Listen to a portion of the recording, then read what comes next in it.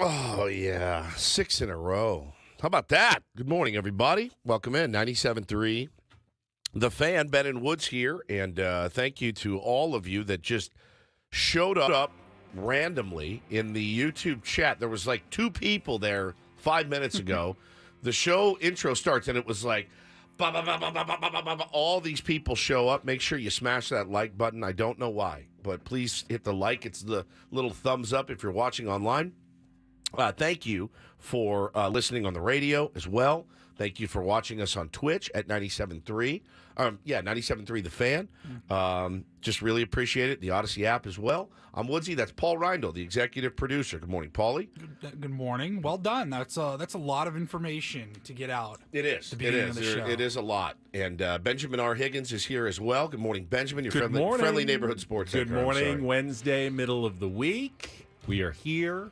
We are fired up. I'm not looking forward to the rest of my morning, but looking forward to being here with you guys for the next couple of hours. Yeah, no doubt about it. We opened the show on Wednesdays with that Queens of the Stone Age blend that Paulie put together last year for the playoffs, and it always brings back good memories. But want to let you guys know, a little shout out. They are coming to town, playing Viejas on December 15th. I believe tickets are on sale this Friday. Go out and see them. They put on a really good rock and roll show. Fond memories when we had just signed. My son was just born. Bo had just been born, and we were at the old station, and we were only there for about a week or so. And they were in town. They played the Observatory North Park, and I went by myself. And it's the first show I ever went to by myself. And I got to tell you, I think I enjoyed it more because you don't have to You good? You need it? Do you like the song and should we leave? You just do whatever you want. It's really, really great. And I realized, I was talking to our buddy Jack, who used to work here. Jack Saw, some of you guys might remember. He just did a 5-day trip to Yellowstone by himself. And I was talking to him about it yesterday, getting the lowdown on it. And I go, did you enjoy that? He goes, more than anything. And I thought about it for a second. I go, Yes, a solo vacation would be quite fun. You guys agree, disagree? Like the entire time solo vacation. So in that vein, that vacation in particular would be pretty cool to do solo, I think. Now, if you go to Paris and you're married, you want your wife or your significant other there with you. If you go to New York City or something, yeah, maybe you want to have somebody to go sightseeing with. But to go to Yellowstone... 5 days is a lot for me. Maybe it was 4. I think it was 4 days. Yeah, he went Monday through Thursday. I think I could do 2, maybe 3. I've never traveled by myself, or at least gone on a trip by myself, but I've traveled on my own to meet someone there, and that's wonderful. When you're doing the airport, traveling a lot, by yourself, and you don't have to worry about anyone else. It's just your own luggage. You can do it exactly the way. I'm flying from here, you're flying from there, and we'll meet. In Chicago. But you don't have to worry about anyone else coordinating. Okay, we're going to meet here at the airport. That, and the other. It's I'm doing this my way. I'm getting there when I want to get there. I'm going through security when I want to go through it, and just baggage claim. It's all just on myself. I don't have to coordinate with anyone. That's actually very pleasant. But I feel like I'd be lonely for an entire trip if I didn't have someone there to talk to or go out to dinner with. It's you're sharing your life with someone or a friend, spouse. The way he said it was this. There were hikes. He's a mailman now in L.A. He walks 18 miles a day. He's lost 100 pounds. He looks fantastic. And he goes, there were hikes that I took that if I had taken, he goes, if you came with me, you wouldn't have gone. I said, no, absolutely not. 8-9 mile hikes straight uphill. I'm not doing that. He goes, all the muscle gym bros were walking by me huffing and puffing, and I was just cruising to the top because that's what he does. He walks, basically for a living. And he said it was so much fun to go and just kind of see what you want and reflect. And I love that idea. Wouldn't you, when you see something cool, and then you don't have anyone to tell, oh, my God, this is amazing. It's just internal, yeah, that was a good moment. But you don't have anyone to talk to about it. You have your picture. You take a picture of it, and then you can show your missus later. Look what I saw. Just share it all on social media. This pond was really beautiful. I love traveling with my wife. In fact, I don't think we ever get along better as a couple than when we travel. We love to travel. Vacation Hannah is, I mean, you guys have seen Margarita Hannah. Vacation Hannah is something to behold. We're going to be going to Vegas in a few weeks. First time we've ever been to Vegas together, which should be a fun. She's never seen me in Vegas. That's a bit of a whirling dervish. Are you nervous? Are you scared? I'm nervous. So even last night, Paulie, it's funny you mentioned this. So I said to her, we were getting in bed. And vacation. She said Vacation Hannah is elite. She is. She's absolutely incredible on vacation. But I said to her last night, I go, so this thing that we got to go see U2 at the Sphere, we have like a pass that gets us into all these different nightclubs at the Venetian, and apparently they have some good ones. And I'm 48. She's a little younger, but she goes, I don't want to go to a nightclub. I go, I do. Let's go have some fun. And she just looked at me. And she's like, oh, this is going to suck. Me in Vegas it's not really chill or relaxed. It's a bit of the Tasmanian devil. And, going there to see a show. And, I mean, I want to be able to cut loose myself, right? Like, I need to, it's also a vacation for me, right? Does that make sense? Yeah. Or do I have to? No, you don't have to. I'm going to be at Tao nightclub by myself at 3:00 in the morning. Is basically what I'm telling you guys. Like Friday night, the first night she's going to be asleep, and I'm going to be down at Tao, whatever that is. What would you do at a nightclub I don't know, by yourself? But I feel like if we're there, when in Rome is the saying, right? Well, this is Venice. It's the Venetian. When in Venice, you have to act accordingly. Is kind of the way I'm like. Let's go be weird. Let's go pretend we're other people. Like. Let's have some fun. Rome's across the street at Caesar's Palace. At Caesar's Palace, yeah, exactly. So we'll see how it works. Vacation. Paris is right down the Paris block. down the street. I'm really, really excited about the trip, though. But yeah, it's I love traveling with her. But there are certain trips. I think that would be one, like a Yellowstone, Joshua Tree, that you could do solo and have a good time at. I've gotten you like.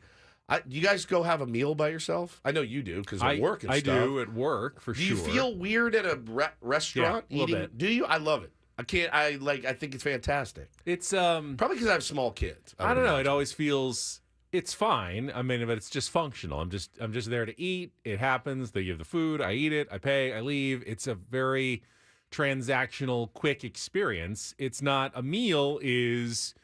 You sit down, you have some conversation, you share an appetizer, you have a drink with someone. To me, that's going out to dinner. Going out to eat and going out to dinner is a different experience. Could you guys go to the place you went, Paulie? Greystone, is that what it's called? Mm-hmm. Could you go to Greystone on a Saturday night alone? You'd have to eat at the bar. At the bar.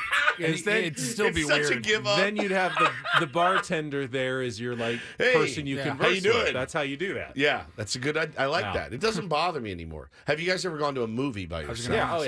Yeah, I've done that a few times. I did it once. That's easy. I haven't done it in a long time because you're not supposed to talk to anyone during the movie. It's true, but people do see you walk in and they're like, "Is this guy going to?" do something untoward in here? Is he going to? Am I going to hear the buckle of a belt in here? You know what I mean? Like it weirds me out when a guy comes solo to a movie. I don't. That is one I don't do.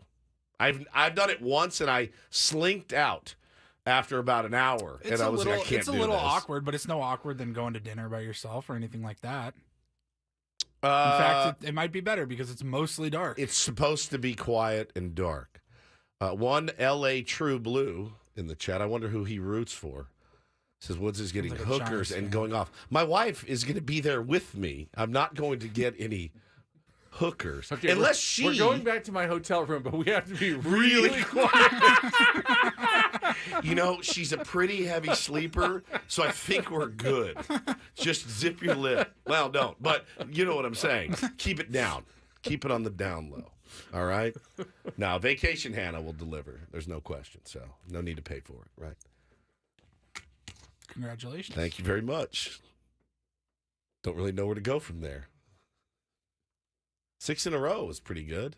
It's fun. Curse these guys. 6 times in a row? 6 times in a row. Why does everyone say... Thanks, Acoustic Wave Therapy. Why does everyone say in the chat that I made a bet that they weren't going to win 6 in a row? So, I was going to tell you during the break, but since you brought it up... every month we do a members-only stream on YouTube. It's a little thank you for our members. Thank you to all of you for joining. Last month, we were trying to get you to curse. Oh, that's right. We were yeah. really trying to get you to curse. And you said if the Padres win 6 in a row, No. I'll do it. I was meant like 6 important, like No, getting back no, into you the didn't season say games that. in a row. I'll not find. I'll Yes! go back and Yeah, find yeah, it. six games in a row, but Our Oh, next he member said stream he's gonna is do it. next Tuesday night. Next Tuesday night. I need an F or a C or a CS. I It don't. has to be one of the 7 words we can't say. it can't. No. There's a couple I want. You can't say the S word. fiddlehead. No, it should start with an F though, or an MF. Something. You're going down, You my are. friend. This is going. Now, here's the rules. If you're a subscriber and you're in the chat, you cannot record it and post it anywhere. That would be. It's a circle of trust. It's the circle of trust. It is, in fact, the trust tree. So it's for you guys only, but you will hear it on Tuesday. Are you nervous? Yeah. I'm nervous for you. I don't know how I'm Terrified. going. I don't know how I'm going to react. I mean, I don't. So- this is going to be one of the tougher moments for me. So, when's the last time you think you said the F word? Last time I said it. Yeah. out loud, not to yourself Out in loud. your head. Oh yeah. No.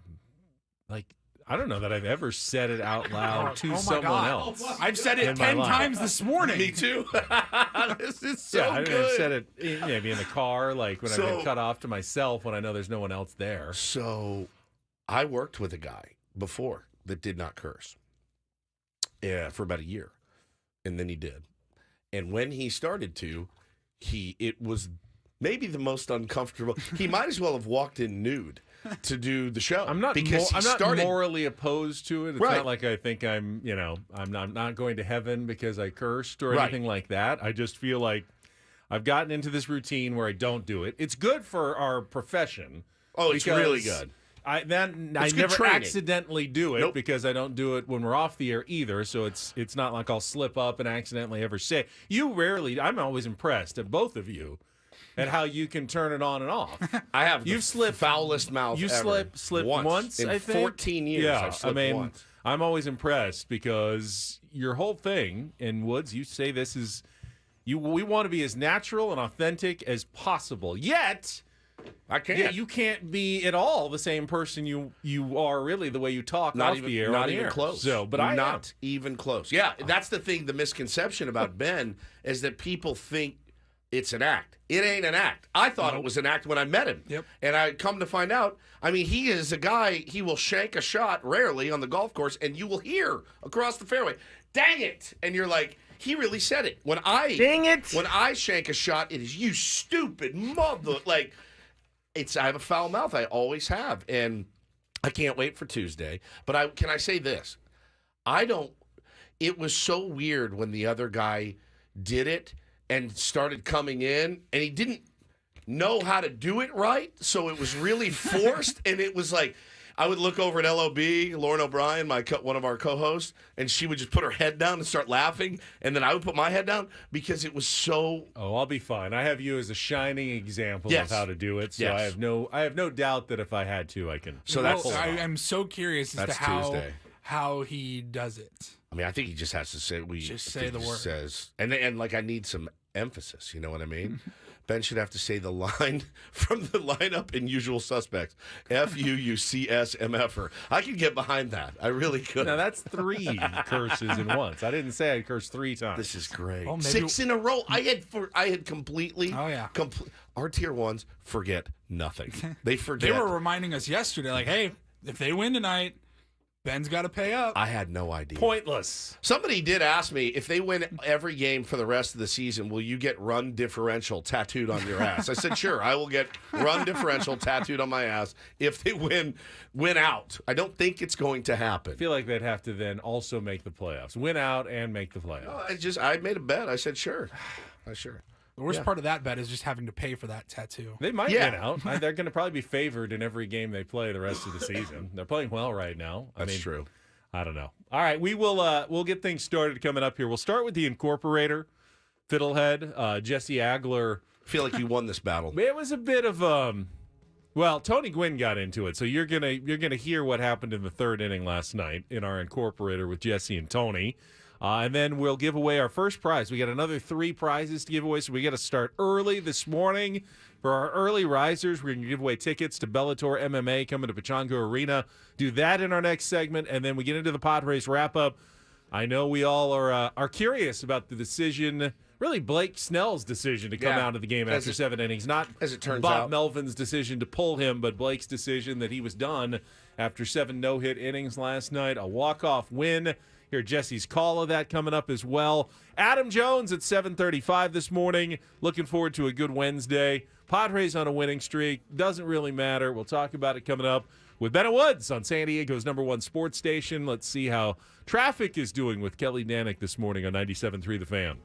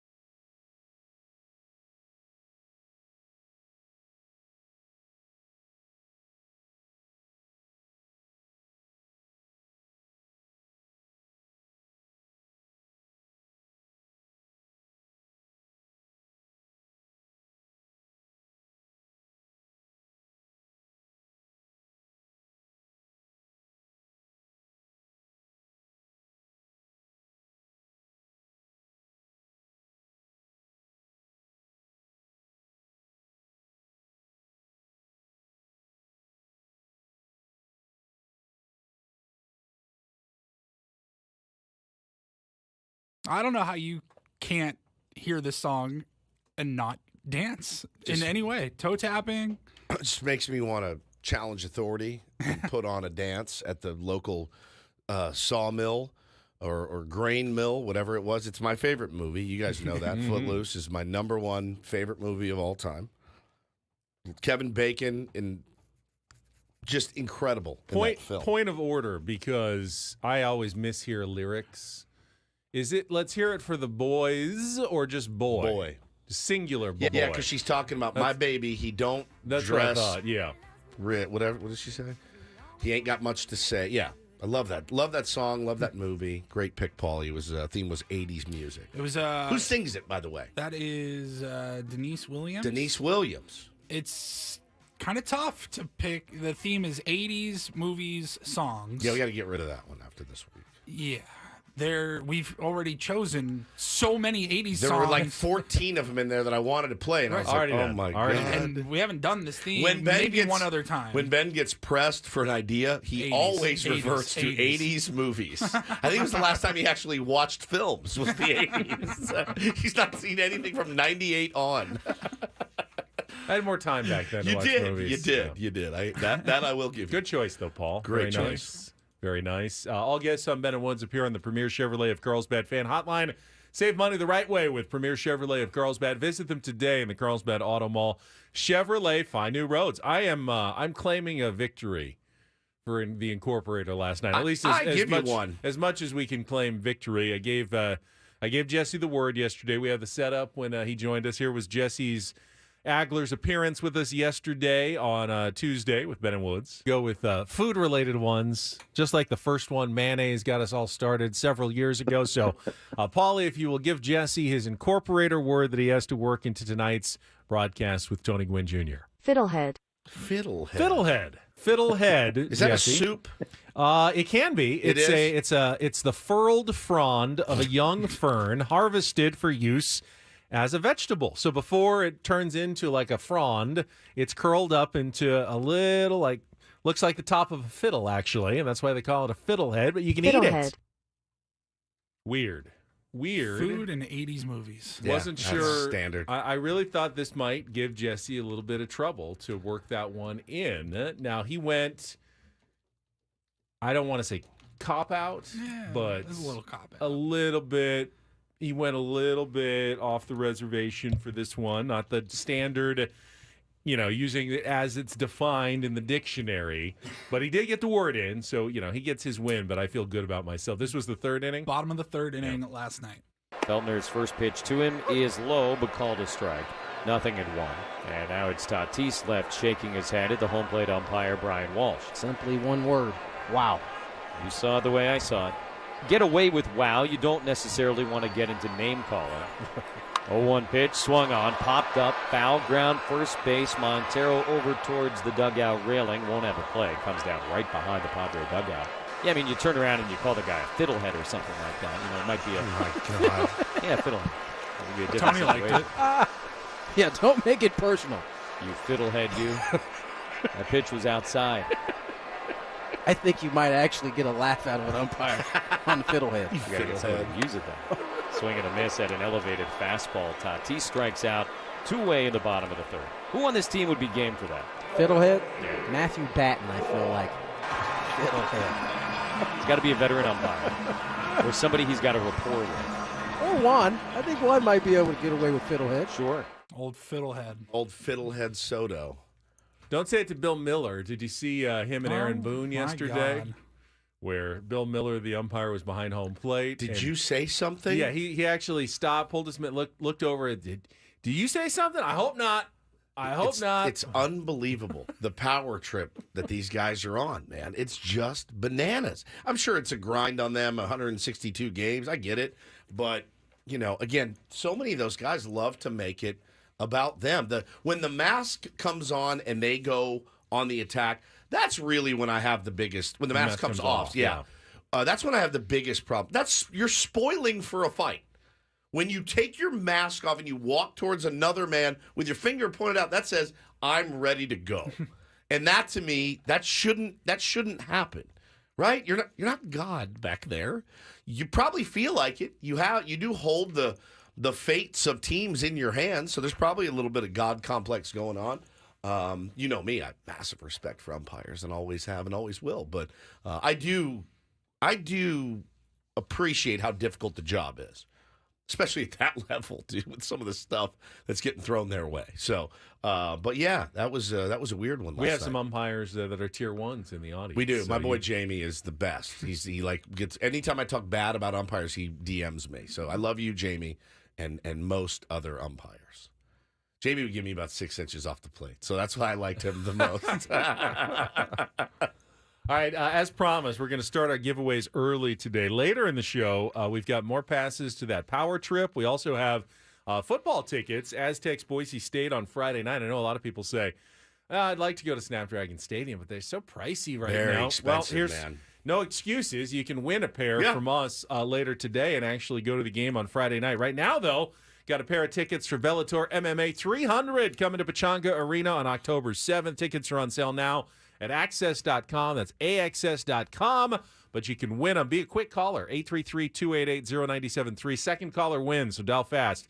833-288-0973. We'll give those away during the break, and then we'll come back with our Padres wrap-up of just the second walk-off win of the season, the first in more than 5 months for your San Diego Padres. That is incredible. It's incredible. Checking off all sorts of boxes. Yeah. And What's it came next? maybe on the shortest possible home run you can get. I don't know if the porch is a little higher and right. It's a little lower down the line and left, a little further, but a little lower, where Xander Bogaerts got it out to end the game last night. My man was so far in front of that ball, dude. And he managed to just steer it fair, and well, we covered. So that's a good thing. Congratulations. Jesse's call and all the reaction and more. We'll get to that coming up next with Ben and Woods on San Diego's #1 sports station, 97.3 The Fan.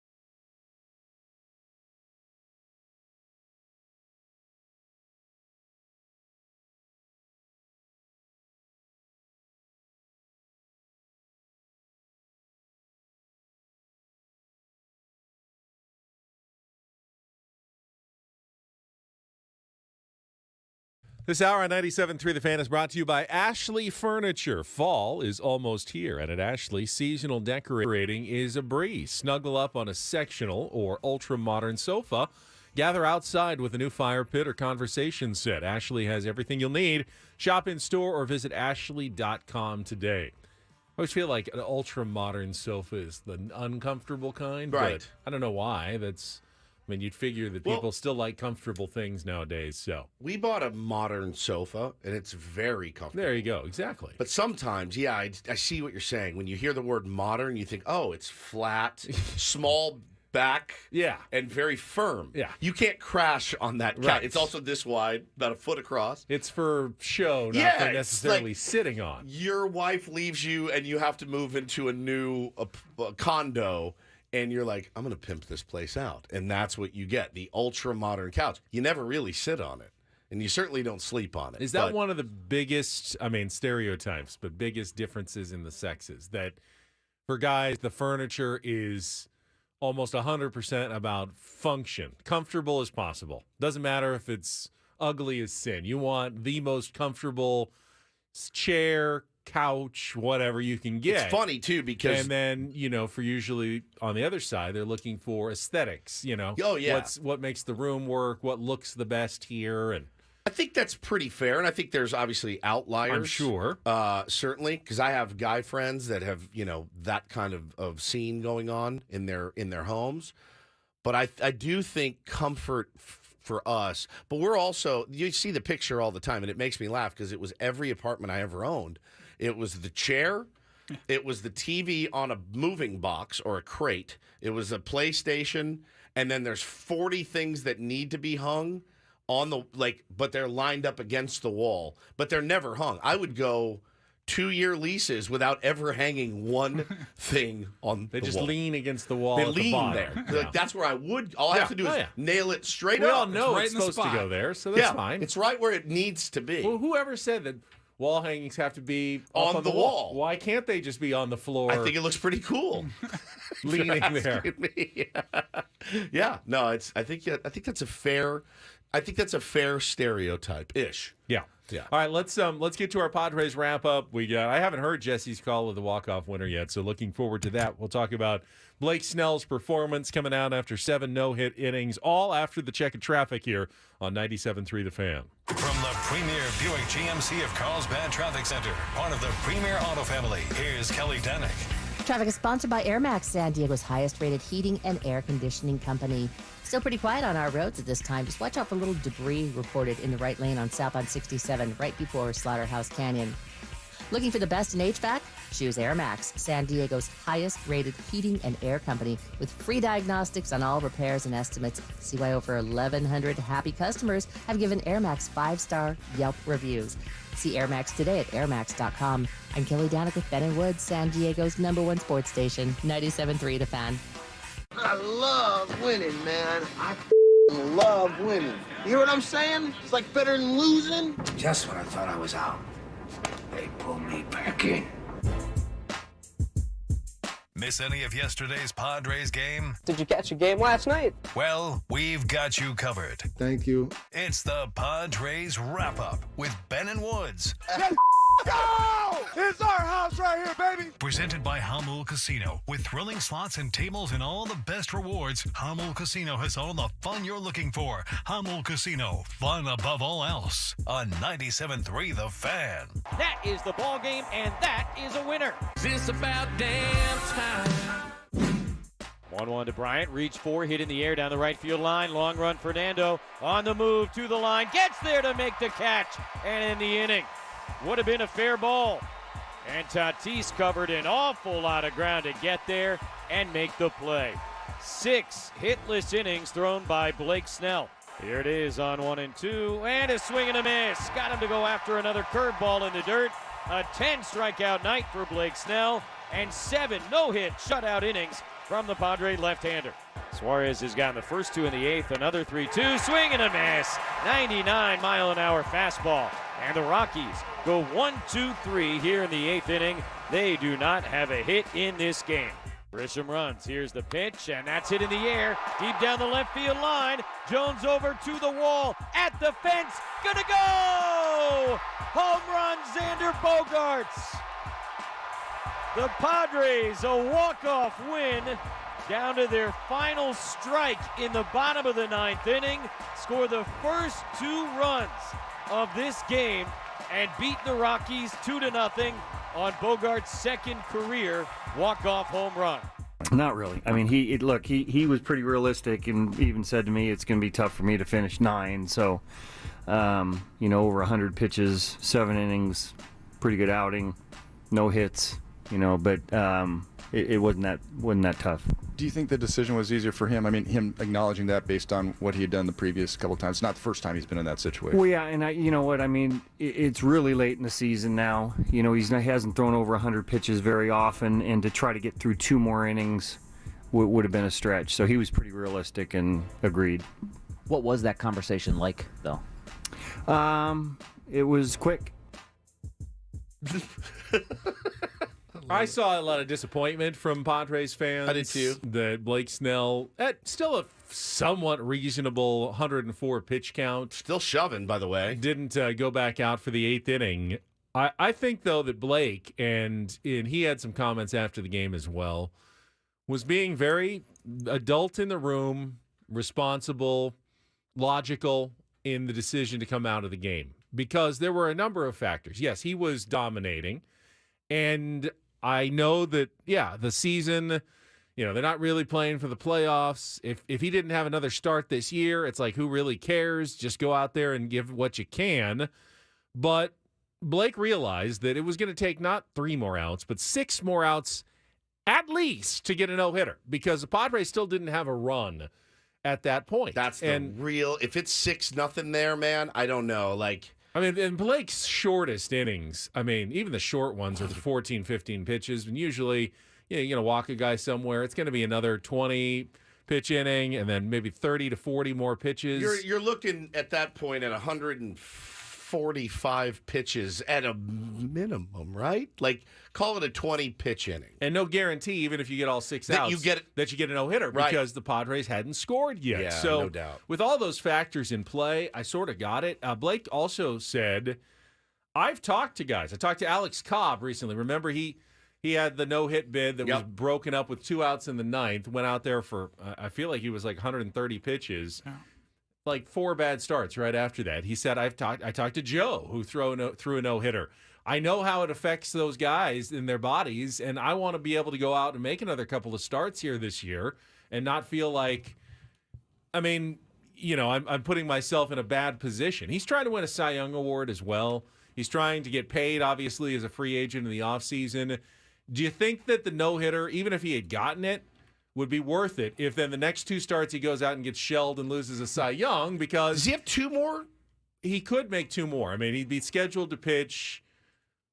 The next start would be on Monday, and then he would be able to pitch on the final weekend of the season. Okay. If he so chose. My guess would be 1 is more than enough for Blake if they can get enough pitching out of the rest of the team to get the rest of the season done. But, if he doesn't pitch again, that performance last night, and then the one that he had against the Dodgers, which again, and the one before that, and the one before that, Astros. Really, yeah, exactly. And I know the Rockies aren't world beaters by any stretch, but that dude had a chance to pass on the Dodgers and face the A's. He didn't do it. Did it? I think it's his to lose at this point. He shuts it down right now. It's his. Probably. I think so. I think that's the same. I think so. That's what I was trying to get at. Tightness. Little Carter limp. My knees just bulky. I've never been a guy that wants to go, 50. With the stuff that I have, and I understand where I'll be and where I need to be to try to make that happen. An exclamation point, do you think, to the writers, hopefully, that this is yours to take?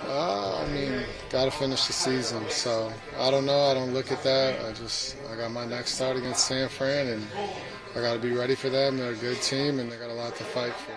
Yeah, and it happens all the time. This is something we see in baseball more and more and more now. Guy is cruising, and how many times have they talk to the manager post-game? Guy gives up a knock in the 8th, and the sense of relief. It's happened to BoMel a couple of times. Was it with Snell, too? Or maybe it was Joe? Might have been, yeah. Or you, one of the three, I think. And BoMel was like, I was actually pretty relieved. It's not a decision you ever want to have to make. Now, there's 5 guys in the big leagues now that would say, oh, yeah, no, don't even talk to me. I'm in the middle of a no-hitter, and I'm going, whatever it takes. There are those guys still, but they are a bit of a throwback to eras past. I think when you really look into it, at some point the writers who have the Cy Young vote are going to compare resumes for the year. And while some of them may look and say, oh, Justin Steele pitched for a playoff team, Zach Gallen, threw more innings, Spencer Strider had more strikeouts, they're only going to find one historic season, though. And it's Blake Snell's, and the numbers have gotten ridiculous. They're absurd. He, with 10 strikeouts yesterday, set a new career high with 227 strikeouts. But what it really is this sustained run of excellence. He started off, remember the season, pretty slowly for the first month plus. But in his last 22 starts, he's only given up 18 runs. And there's no one in baseball history who has gone 22 starts and given up only 18 runs. I mean, that is... Not Roger Clemens, not Pedro Martinez, Roy Halladay, not Bob Gibson, Sandy Alcantara. No one's ever done that. He's allowing... How about this one? Batters have 0 hits in their last 39 at-bats versus Snell.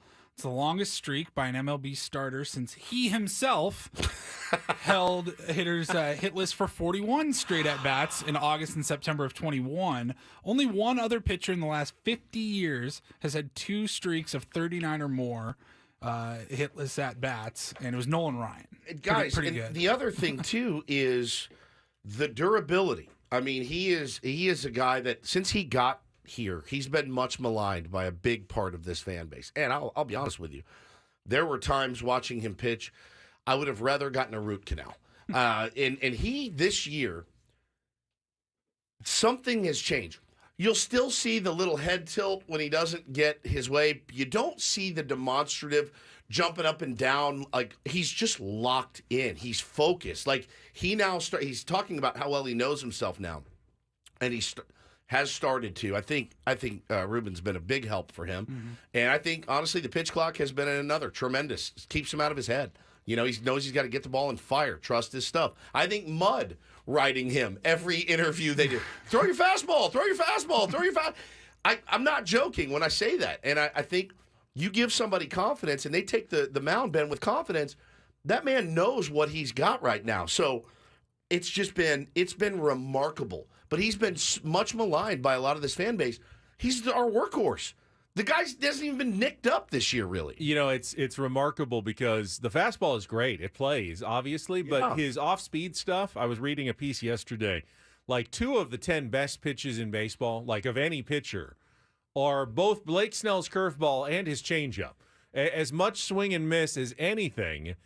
And yet, it works because he still uses that fastball, and hitters can't really ever guess what's coming because they're all effective enough. They can all beat you.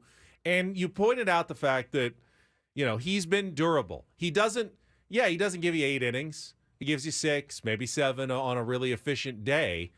But maybe part of that is because he knows his body, and he knows how far he can push himself. He doesn't push himself beyond that. And then he's ready to go again in 5 or 6 days to make his next start, to give you another 6. Is that more valuable than a guy who will go out and give you a complete game every once in a while? We'll give you 8, we'll throw 120 pitches, but then he's hurt, goes on the injured list for 3 weeks. Like Sandy. Yeah. I mean, Sandy's awesome. He's one of my favorite pitchers ever. But it's kind of been an up and down season for him as well. Talking to his manager a couple months ago, he's like, yeah, man, the WBC, guys getting ramped up. Blake Snell didn't pitch in the WBC. Blake Snell is fresh. He was healthy. He was ready to go. And again, had a tough time adjusting to the pitch clock and some of the new rules and things like that. But then, I remember being so frustrated with him early in the season when, the disengagements, the lack of holding runners close, things like that. What he's done, Ben, that the runners stranded percentage. This guy last night said, well, it's just not sustainable. And I said, it is. It's sustained. It's He's now sustained it. It's sustained. Like, you want to ask that question in June, fine. But, like, we're in September, dude. It's sustained. And he has no fear about letting a guy on base because he knows I can punch out the next 3. Yeah, and while I would never recommend to anybody to walk as many guys as Blake Snell has done, It's the worst. His mental attitude about it has great. changed this year as well.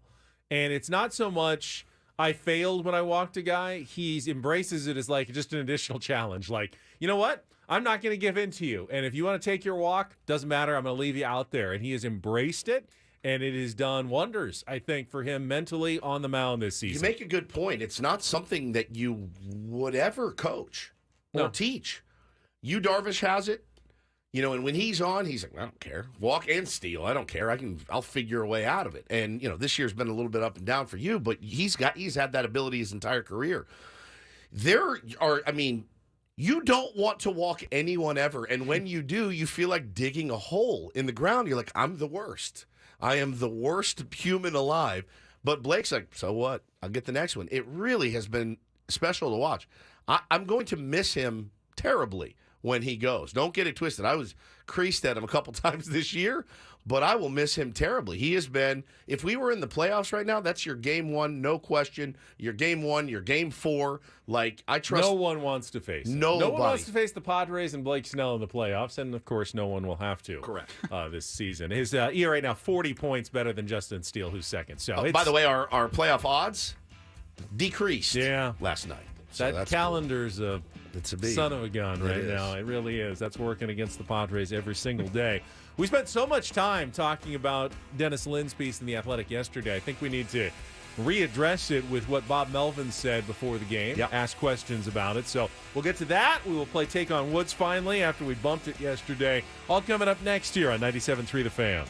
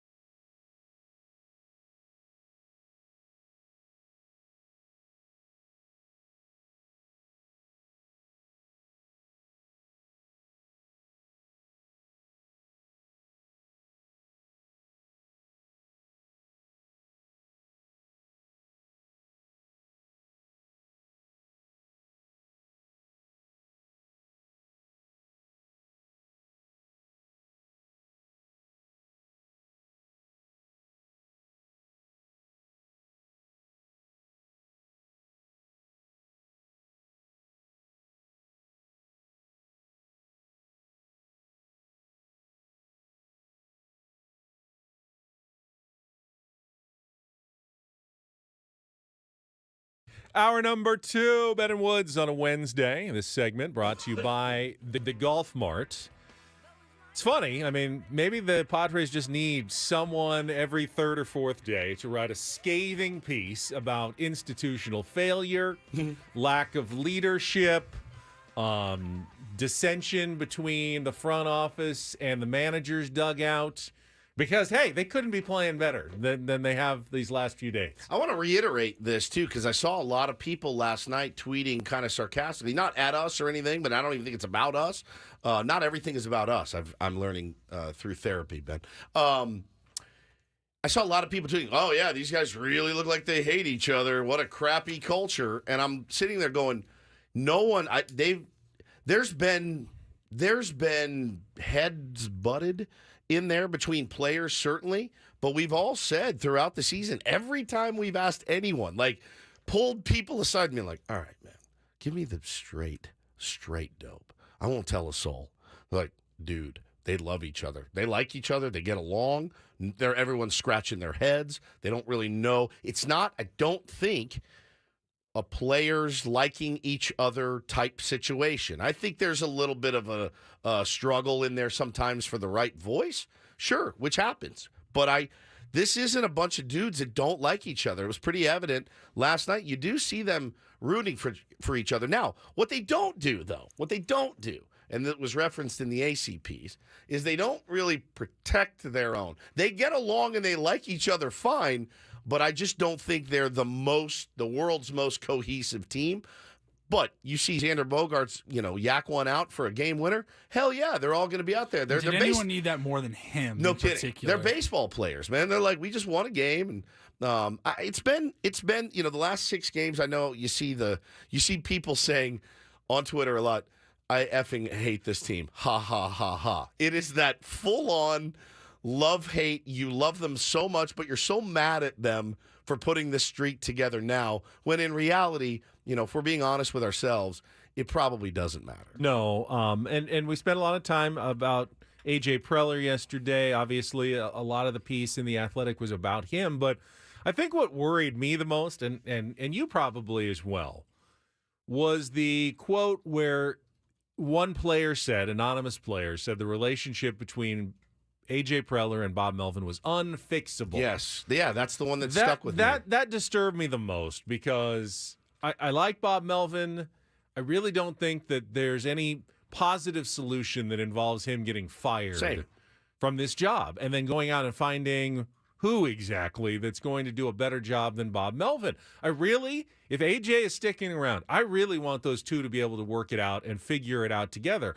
You thought, though, that the word unfixable didn't feel right to you, and I kind of agreed that there's nothing that should be unfixable, especially between two somewhat reasonable human beings. And you can argue what you want about AJ being reasonable. Bob, to me, seems like an incredibly reasonable guy. Like, is it just philosophical differences, or did somebody sleep with somebody's wife? I don't think that happened. Exactly. And we're going to play some of the audio from Bob Melvin's pregame when he was asked about it. It clearly is the former. And when you listen to Bob Melvin's spin on this, I mean, this is a master class in like tamping down the fire, the flames that are burning all around you. Because I promise you, if you're rooting for these guys to still get it together, this is going to make you feel a lot better when you hear what Bob had to say.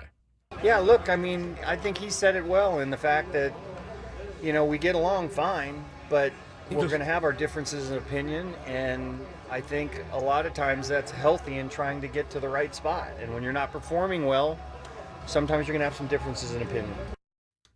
I mean, we get along. Is there a more reasonable statement than that? It's very reasonable. We get along fine is not... we get along fine, but... Do you? But it's not the ringing endorsement of...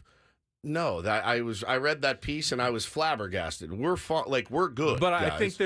I think there is a misconception that good culture and good chemistry involves two guys who always are on the same page of everything and always are agreeing. And yeah, I'm in lockstep with you 100% of the time. That's actually not healthy.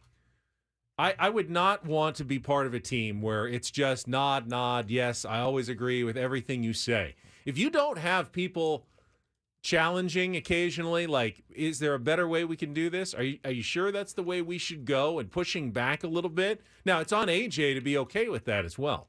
And that's part. It's a two-way street between manager and general manager. But I would, if I was a GM, I would absolutely insist on my manager pushing back occasionally. Like, I don't think this is the right way to go. And here's why. And here's why I disagree with what you think we should be doing here. And I shouldn't be getting my way 100% of the time. No one should. No one should. Even Woods doesn't get his way 100% of the time on this show. It's true.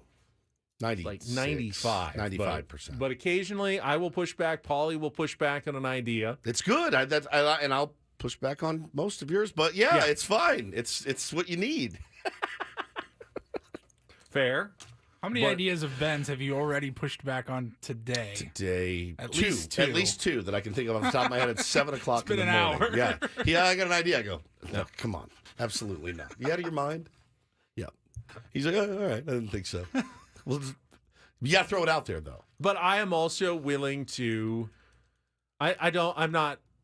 You're not a doormat. I'm not hurt, though. No, when you push back. I expect you to push back. Yes. But if I don't throw it out there and go, and then sometimes you'll latch on and go, oh, no, I think we can make that work. Idea. And then you'll add on to it. Yeah. And then I'll add on to it, and we end up with a really good idea in the end. I will throw out something 99% sure you don't want to do it, and it's probably not a good idea, but why wouldn't you throw out the idea occasionally? It's just no one will truly ever know, except for those two guys. And, the people closest to them. I'm sure Matt Williams knows exactly how Bob Melvin feels, and I'm sure Josh Stein knows exactly how A.J. Preller feels, right? But really, outside of that, we, the media, the fans, you're never really I don't agree know. 100%. Let me add to that. First, we need a contestant for Take on Woods.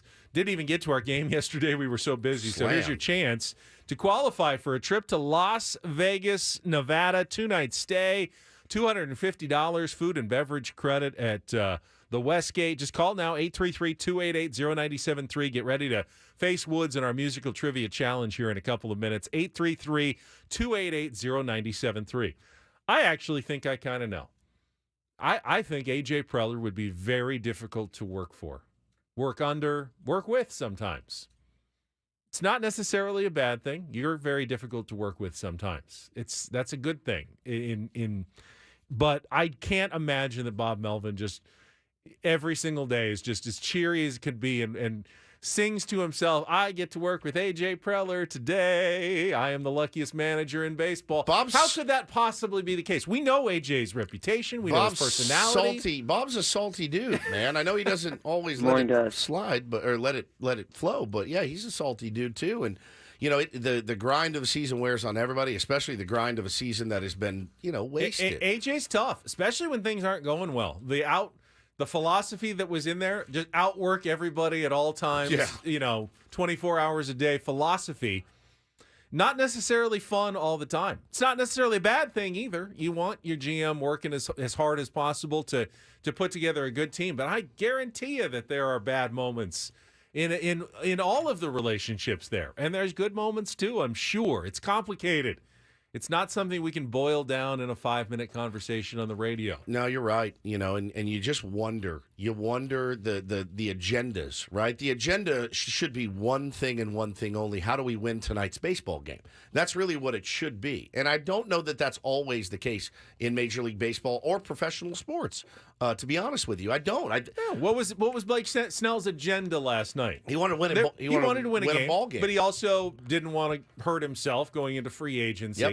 He also was thinking about the next start and winning a Cy Young and not burning his arm out and then going out and giving up 7 runs next time. Yeah, there are a lot of crossing agendas that sometimes overlap, sometimes they oppose each other, and no question. We all contain multitudes. Woods. Yes. And with this point in the season where they're at, totally fine with it. Absolutely. And so was he. I promise you, if that's a meaningful game, not even about the no-hitter, but about getting the win. Snell's going back out there. You're going to have to pry that ball from his hands. I think so, man. I think so. I really do. And at least for the 8th, at 104, you can give me 114, and he probably would have said, absolutely, I can. 120, sure. Yeah, hey, getting in any trouble, you're out. I mean, bro, if that's a game that we need against the Rockies, that's a must-win if you're in a playoff hunt, if you're scrapping for a wild card. Yeah, I think he probably grabs the ball and goes back out there. But I don't fault him at all for being like, if I can't get through the ninth. Because you might need Suarez and Hader, in the 10th and the 11th. You want to stretch them out as much as possible, but you don't care as much. But like I said, man, it is a different era, and it is. There are guys that would have said, no, this season's lost. Yeah, I may win a Cy Young, but give me the ball. I'm going to go 140 pitches if I have to. But Blake Snell said, I'm not that guy. He said it. He said, I'm not that guy. I'm not the guy that's going to throw 150 pitches. That's okay. You did great. You absolutely did your job last night. And if you need any more evidence that wins for pitchers are absolutely ridiculous and dumb, Josh Hader vultures that win last night. Blake Snell gets no decision. He didn't give up a run. A vulture usually is when you give up a run. Who was by far, out of the 3 Padres pitchers last night, who was by far the worst of the 3? Right, Josh Hader. Gets the dub. Gets a win. That gave up 2 really weak hits. Absolutely. Blake Snell went 7 no-hit innings and doesn't get a win. Yes, the first 2 were amazing. Pitchers wins. I wish they could change that. I make do it too. more arbitrary. They should. It should be instantly changed. In fact, the way you have openers now, we can get into this more, but if Nick Martinez goes 3 shutout innings to start a game and then a bunch of bullpen guys come in and they win, Nick should still get that win. He was the best pitcher. You don't have to go 5 to get a win either. That's ridiculous as well. Yeah, but you shouldn't have to. Right. No, I agree. It should be an arbitrary judge. Anybody that was there, the official scorekeeper that watched every pitch, he knows Blake Snell won that game. Yeah. All right, he knows Blake Snell. Let's get to a game. Let's play some Gone Woods.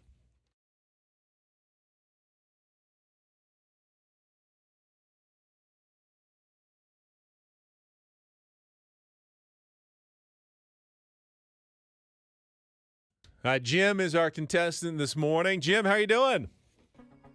Good morning, boys. Good morning. All right, Woods has left the Jim? studio. He is he's talking with John Flint. He cannot hear this portion of the game. This is all about you putting your score up, your best score possible to try to win a 2-night stay at the Westgate Las Vegas Resort and Casino and a private VIP pod at the Westgate Superbook with a $250 food and beverage credit. Check out their $70 million in room renovations. Here are your categories today. Jim, we've got song sequels, songs that are or have sequels. Wait for Me, Part 2, song titles that end with the word me. And our new category, One Door Closes. It is all about Jim Morrison and the Doors. So song sequels, Wait for Me, or One Door Closes. Jim, what would you like to play? Let's go with topic 1.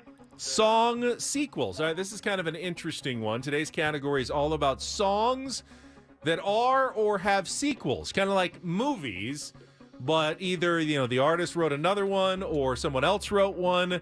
You're going to have 60 seconds to answer as many as you can. And say pass if you don't know one. We can come back if there's time left on the clock. First question, the 2-second song. Paulie is going to play a short clip of a hit. You need to give me the title and the artist to score that point. And keep in mind, these are all sequels or have sequels. So, Jim, are you ready? Let's go. All right, let's do it. 60 seconds on the clock. Category song sequels. Your time begins when Paul plays the music. Good luck, Jim. Let's take on Woods.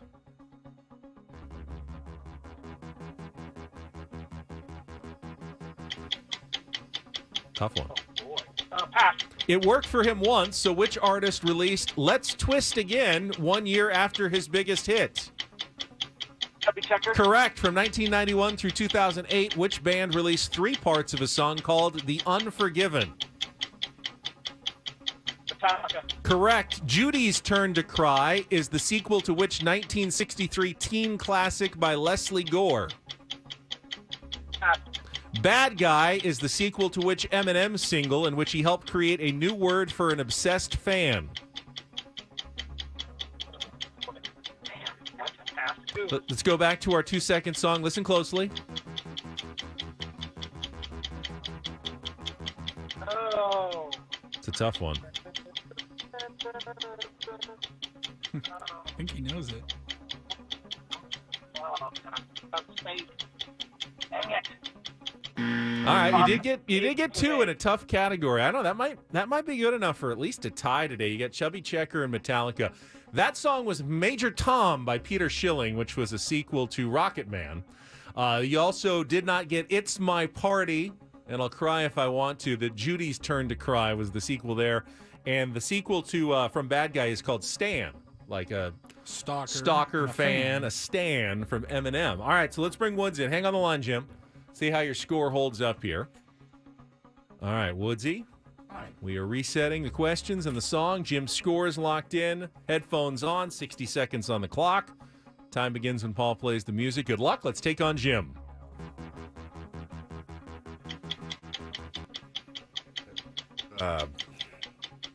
Pass. It worked for him once, so which artist released Let's Twist Again 1 year after his biggest hit? Chubby Checker. Correct. From 1991 through 2008, which band released 3 parts of a song called The Unforgiven? Metallica. Correct. Judy's Turn to Cry is the sequel to which 1963 teen classic by Leslie Gore? Pass. Bad Guy is the sequel to which Eminem single in which he helped create a new word for an obsessed fan? Stan. Correct. Let's go back to the 2-second song. Is it Peter Schilling? Ground.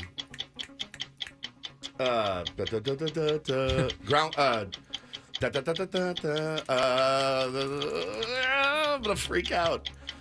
All I'm thinking is it Major Tom? Correct. Judy's Turn to Cry is the sequel to which 1963 teen classic by Leslie Gore? I don't know. You got 4. These nuts. But that's a win. 4-2 Thank on a you. tough category. Song sequels. What was the name that one? of that one? It's My Party. Oh, and I'll Cry If I Want to. Love But that one. The sequel, the lesser-known sequel, Judy's Turn to Cry. We've talked about Chubby Checker just years. Let's twist again. Come on, baby. Like we did last summer. It's incredible. I'm surprised there wasn't a third twisting song. The first Unforgiven I really enjoyed. I did not enjoy the second and the third. And then you got Stan, which was very good. It's a great Bad song. Guy, the sequel to Stan. Great. I didn't know that. I didn't know there was a sequel, Yeah. so I need to go listen to Song sequels. All right. Would you believe that Let's Twist Again has 40 million more streams than the Than Twist? the original. That's Can ridiculous. you play some? I don't know if I've heard You've this. never heard Let's Twist Again? Well, I'm sure you have. It's Give me a it's little. exactly like Exactly the the first same. one.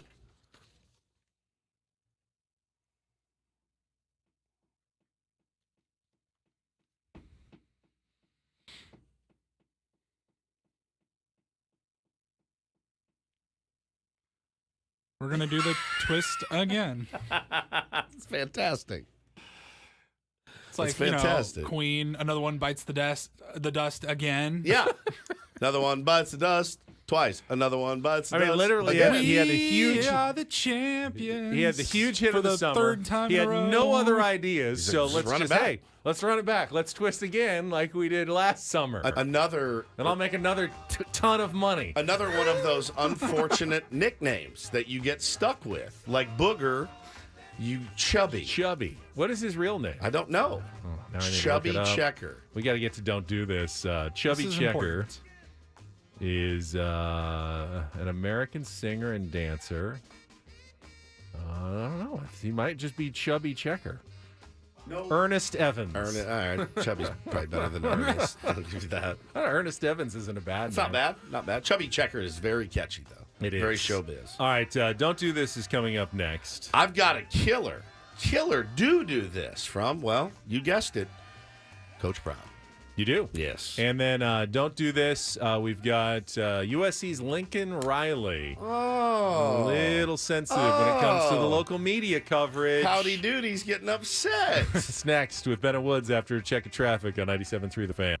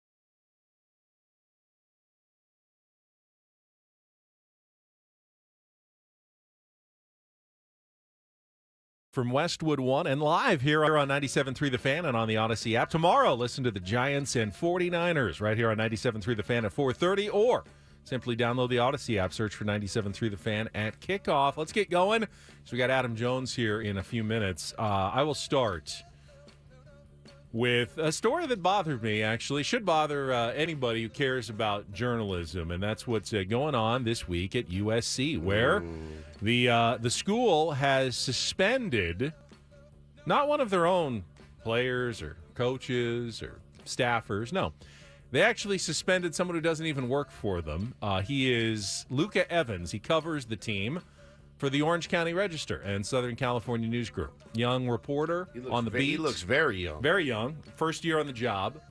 What did he do that was so very wrong? He stole a playbook. No, he wrote a story about freshman running back Quentin Joyner. Good story, actually. Positive story. Yeah, I read it. So why would the school suspend a reporter for positively covering the team? Well, Lincoln Riley, the coach who sets the guidelines essentially for what he expects from the media, say Evans violated this policy prohibiting reporting on anything outside of official media availabilities. Yeah, so he overheard. Yeah, he used comments that started from before the press conference officially started, and used that as part of his story, and trying to paint a picture of what's going on. Not just that, doing his job. Yes, the job of a reporter. No matter what the guidelines may be set, is not to follow rules. It's to report and cover honestly and accurately the team, the beat that you're assigned to, and that's what this guy did. And he's getting praise from a lot of people in the journalism world, in the media world. But even though the Orange County Register vehemently protested, sent a letter, president of the school, athletic director Lincoln Riley.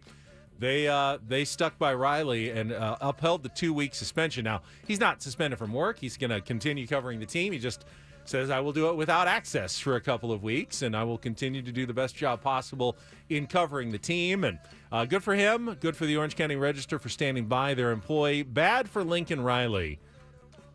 And I've seen this. Colleges do this, and it's always under the guise trying to protect, students, kids, from these predatory reporters who are just out to get a story and get some clicks. And I get it, they don't want them knocking on the doors of their dorm rooms at 1 a.m. to try to get a quote. But if you're out in public, even if you're a college student and you say something, you have to know that can be reported on. That's part of life. That's part of growing. And they were out there, they said something. It wasn't bad. It wasn't bad at all. I think it's actually endearing. It's a great lesson, I think, to know, hey, I just need to know that it may not be the official media availability time, but anything I do while representing the university going to be reported on. Yep. And if I want to be in the NFL, it's going to be even worse. It's going to be even more scrutiny. So I think that's part of learning and growing up. And I don't think Lincoln Riley is doing his players much of a favor, and he's certainly taken the university's reputation and giving it a hit by being so anti-journalism and free speech in this case. I'm sick. Yeah. You think Notre Dame doesn't do the same Marcus thing? Freeman would never. Yeah. Coach Marcus Freeman welcomes anybody and everybody. Write whatever you want. Guy's focused on trying to beat Ohio State, all right, as it should be in recruiting. I will. This is kind of a combo. We're running out of time, but so we all saw the Colorado State game. We saw Colorado State Rams safety Travis Blackburn hit Travis Hunter late, lacerated his kidney. Henry Blackburn. You said Travis. You just doubled Henry it. Blackburn. Yeah, we know. Hit God, Travis Hunter. That's the fourth time I've done this. Yes. Henry Blackburn hit Travis Hunter. Very good. Lacerated his kidney. Bad. Sent him in the hospital. He's going to be out a few games. Don't do this. It was the late hit. Well, it was dirty. we talked about that as a don't do this. The real don't do this goes to Colorado Buffalo fans who then started giving Henry Blackburn death threats on social media, going after his mother and things like that, really, really gnarly. So the do this was the way that Coach Prime came out and handled this in his press conference yesterday. You guys to record this and run with this.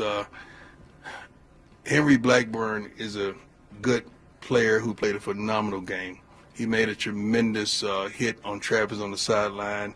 You could call it dirty. You could call it he was just playing the game of football. But whatever it was, it does not constitute that he should be receiving death threats. This is still a young man trying to make it in life, a guy that's trying to live his dream and hopefully graduate with honors or degree, committed to excellence and go to the NFL. He does not deserve a death threat over a game. At the end of the day, this is a game. Someone must win, someone must lose. Everybody continues their life the next day. Very unfortunate. I'm saddened if there's any of our fans that's on the other side of those threats. I would hope and pray not, but that kid was just playing the best of his ability, and he made a mistake. So I forgive him. See you, our team forgive him. Travis he's forgiven him. Let's move on. But that kid does not deserve that. Travis, actually, in a full giraffe costume, was doing a live stream, and he's like, "It's football, dude. It's football. It happens." I would have tried to do the same thing. Like, it's no big deal. I mean, he gets it, and Deion obviously gets it. And you can say what you want for the bluster and the grandiose actions of Deion Sanders. That dude knows. He knows what to do, and he knows how to coach. Love it.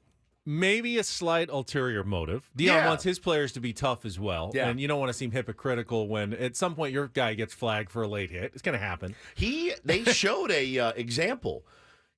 One of his defensive linemen went in on a quarterback when they were at Jackson State, Benny, and I mean way late out of it bounds. happens. It's and football. He yanked him from the game.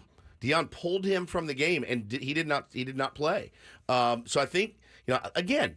Think what you want about him. Think what you want. I think it's so fascinating, this what's happened this year. But the dude knows what he's doing. And he didn't suspend anyone for reporting on the story either. That's exactly right. I like how he said, run this. Run this. Go with this. I'm not going to suspend you for it at all. And that's Don't and Do This for a Wednesday. That was Don't Do This with Ben and Woods on 97.3 The Fan. Oh, he had his big day last Friday. His one-day contract was hailed by the Baltimore Orioles. We'll find out how it went for one Adam Jones, his weekly appearance with Ben and Woods, coming up next on San Diego's #1 sports station, 97.3 The Fan.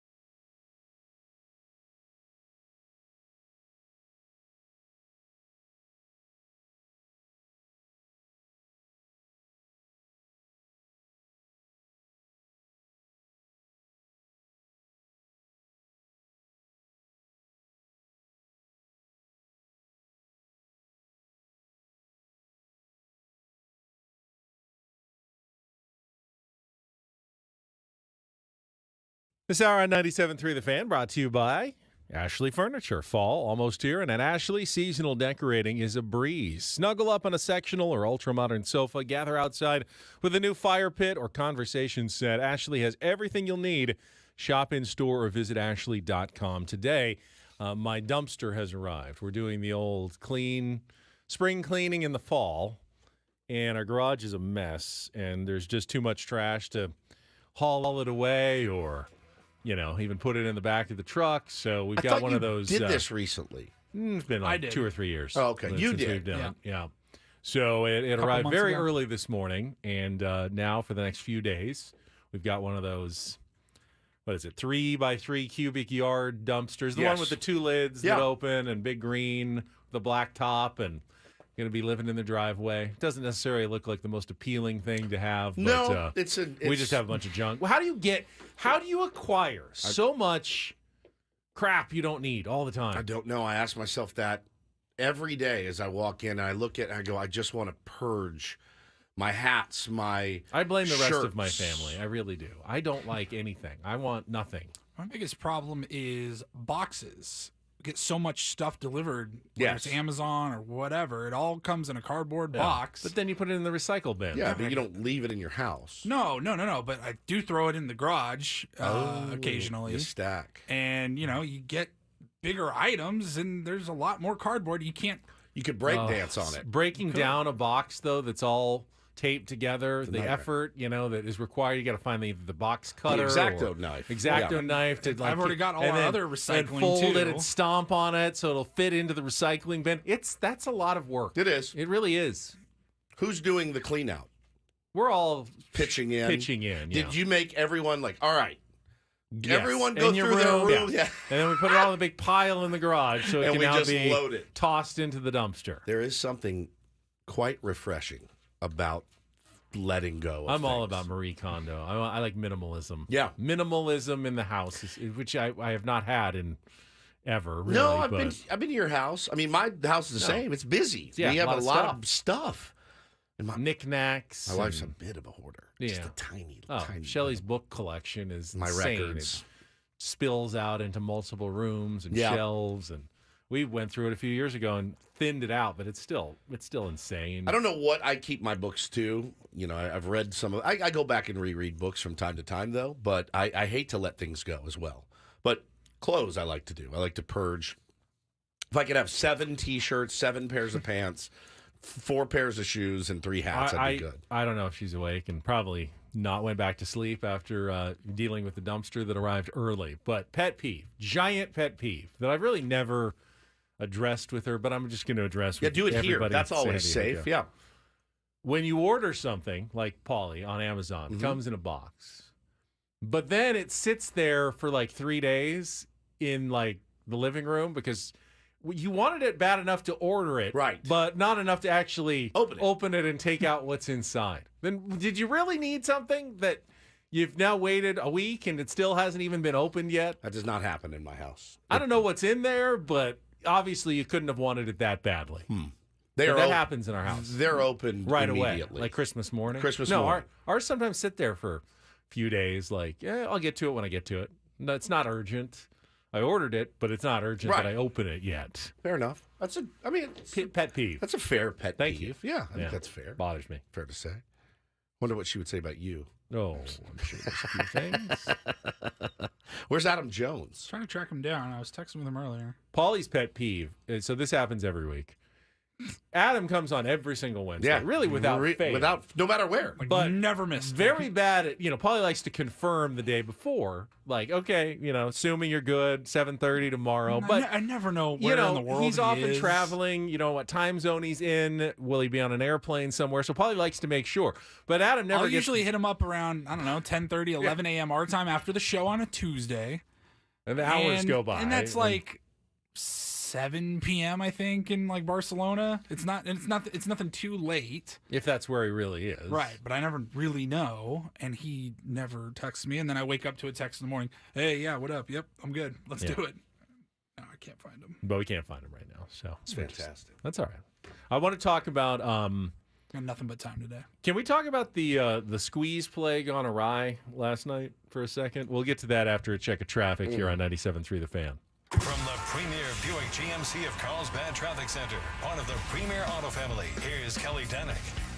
Traffic is sponsored by SDG&E. Well, guys, we were doing so good till that overturn crash a little while ago, southbound side of the 15 at the northbound 5 connector, which, by the way, is still partially blocking that ramp. Also going to find on northbound side of the 805 right before H Street, a collision involving a couple vehicles there over to the right shoulder. Traveling on westbound 52, just past the 125, accident involving a motorcycle. They're not saying if lanes are blocked for you there. A stalled motorcycle south 163, just past Kearney Villa Road. Now that is in the center divide. We're not done yet. A couple of crashes along the southbound 15 in the North County. One of them is right before Villa Rancho Parkway. They managed to get that moved over to the right shoulder. But up ahead, right around West Bernardo or just before it, another accident. This one is in the HOV lanes. In peak wildfire season, as a last resort, SDG&E may need to shut off power in specific areas for public safety. Learn more about public safety power shutoffs at sdge.com/PSPS. I'm Kelly Danick with Benwood, San Diego's #1 sports station, 97.3 The Fan. So last night's Padres win actually had a lot of the hallmarks of many of their agonizing losses early in the season.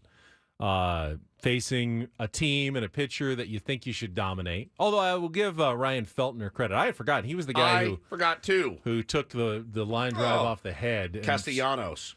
Fractured his skull earlier this season. So good on him to just be back out there. And he threw 5 shutout innings. But it had the hallmarks of a lot of the things the Padres failed earlier in the season. Getting runners to third base, not getting them in.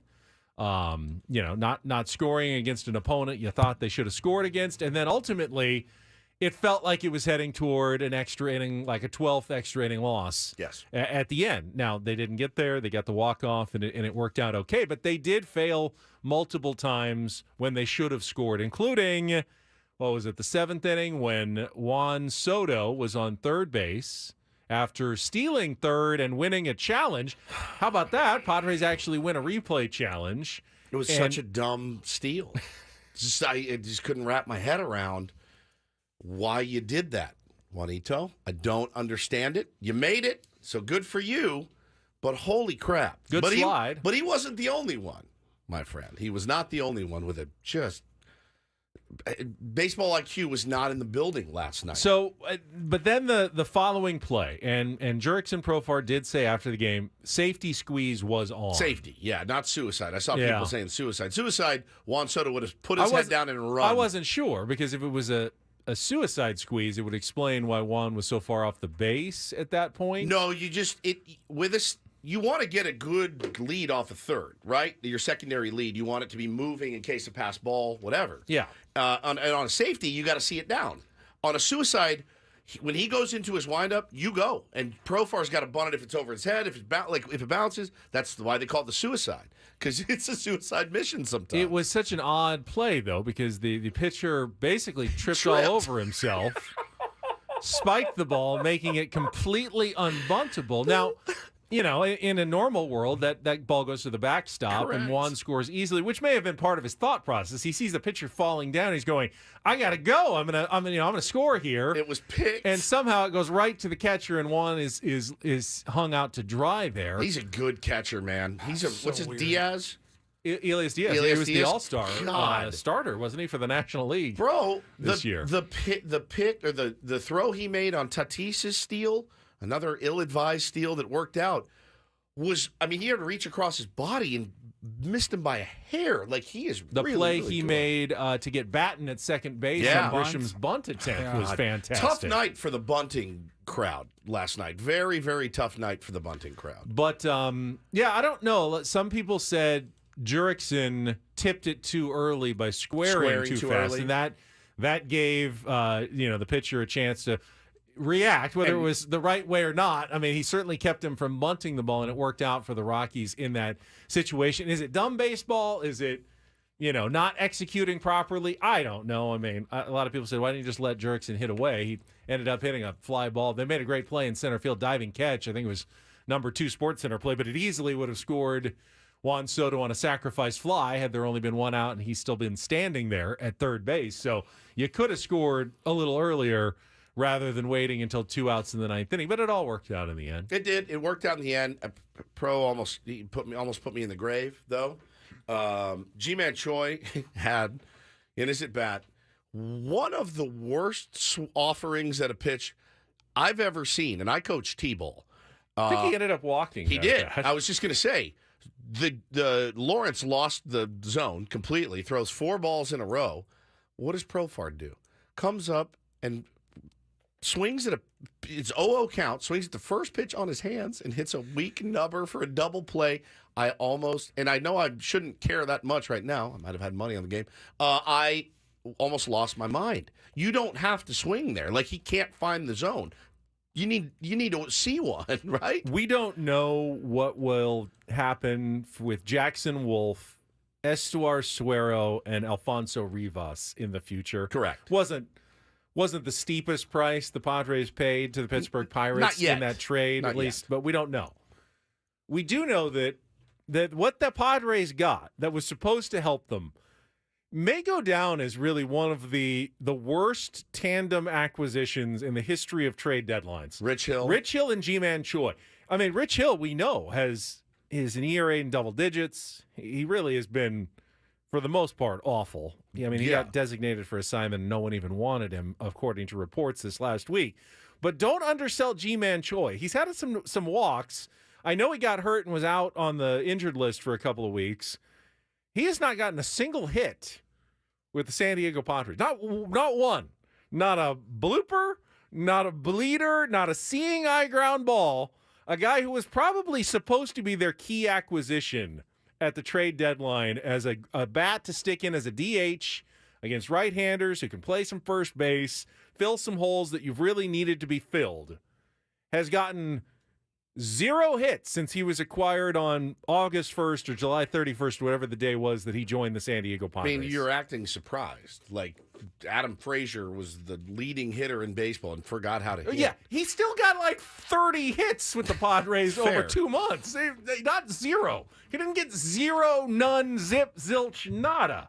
That's where G-Man Choi is at. Now, I think it's like 15 at-bats officially, plus half a dozen walks because of the time he spent on the injured list. But Rich Hill and G-Man Choi turned out to be horrible acquisitions. Garrett Cooper's been pretty good. Barlow, I think that deal's looking better and better every single day because Scott Barlow may be your closer going into next season. Here, big game bomb. With Josh Hader entering free agency, and I've kind of liked what I've seen so far. You'll have at least a couple of options right now at the back end of your bullpen. Makes it a little more palatable to let Josh Hader go in free agency this offseason when you feel like Robert Suarez is going back to being Robert Suarez, and Scott Barlow looks like the Scott Barlow from 2021 and 2022, who was one of the top closers in the American League in his last 12, 13 appearances. Has been really good for the Padres. And I get that you're probably not in it right now. I get all that, and you can push the envelope a little bit. But I thought Tatis's deal was ill-advised. I thought Soto's was ill-advised. I also say, I'm kind of talking out of two sides of my mouth. If you go, you better make sure you make it. So they did. They both made it. So I guess mission accomplished. Now, Tatis going on the infield chopper first and third when he got thrown out at the plate, contact play. I'm okay with that. Sure. Happens. Guy made a good play. And Tatis is tough to tag even under the best of circumstances. I'm not opposed to that strategic decision. They still ended up loading the bases with 1 out, and Profar hit the home to first double play to get out of that inning without any runs as well. But I was less bothered by that than the weird base running and what else happened in that game. Yeah, I think the hacking at a first pitch after 4 straight balls, lost the zone completely, bailing them out of that, not being able to score a run just kills you. But that's been, Profar wasn't even here most of the year, and it's been Juan Soto could have done that. We've seen them with an inability to drive runners in all season long. Profar fits right in. It's like an old shoe. Slides right back into being in, a San Diego Padre. That's exactly right. All guests on Ben and Woods appear on the Premier Chevrolet of Carlsbad fan hotline. Save money the right way with Premier Chevrolet of Carlsbad. Visit them today in the Carlsbad Auto Mall. Chevrolet, find new roads. Apparently, Adam Jones has been tracked down. And will be joining us for 1 minute at 8:35 now. Okay, instead. good. Which is fine. we'll have a nice full segment to give AJ. What did he say? Like, sorry or said my some bad? words I can't say. Okay. We'll see. No ring. Can I go to the next segment? My bad. All right. Yeah. No problem. We're good. Damn Spain. We're good. He's blaming Spain, the country of Spain. It's Spain's fault that his you're phone late. didn't ring. It's fine. We have nothing else going on. We're good. Generalissimo Franco has blocked the call to Adam Jones, but we will get him on the air. 8:35. You know what? Easier for us now. We got a guest in the second half of the show to look forward to. It would have been a little tougher if we were just looking at 2 straight hours of Ben and Woods, so we can have Adam Jones to join us at 8:35. We'll come back. We still have some SDSU football tickets we're going to give away in our next hour as well. Chance to win them for Friday night. All ahead here on San Diego's #1 sports station, 97.3 The Fan.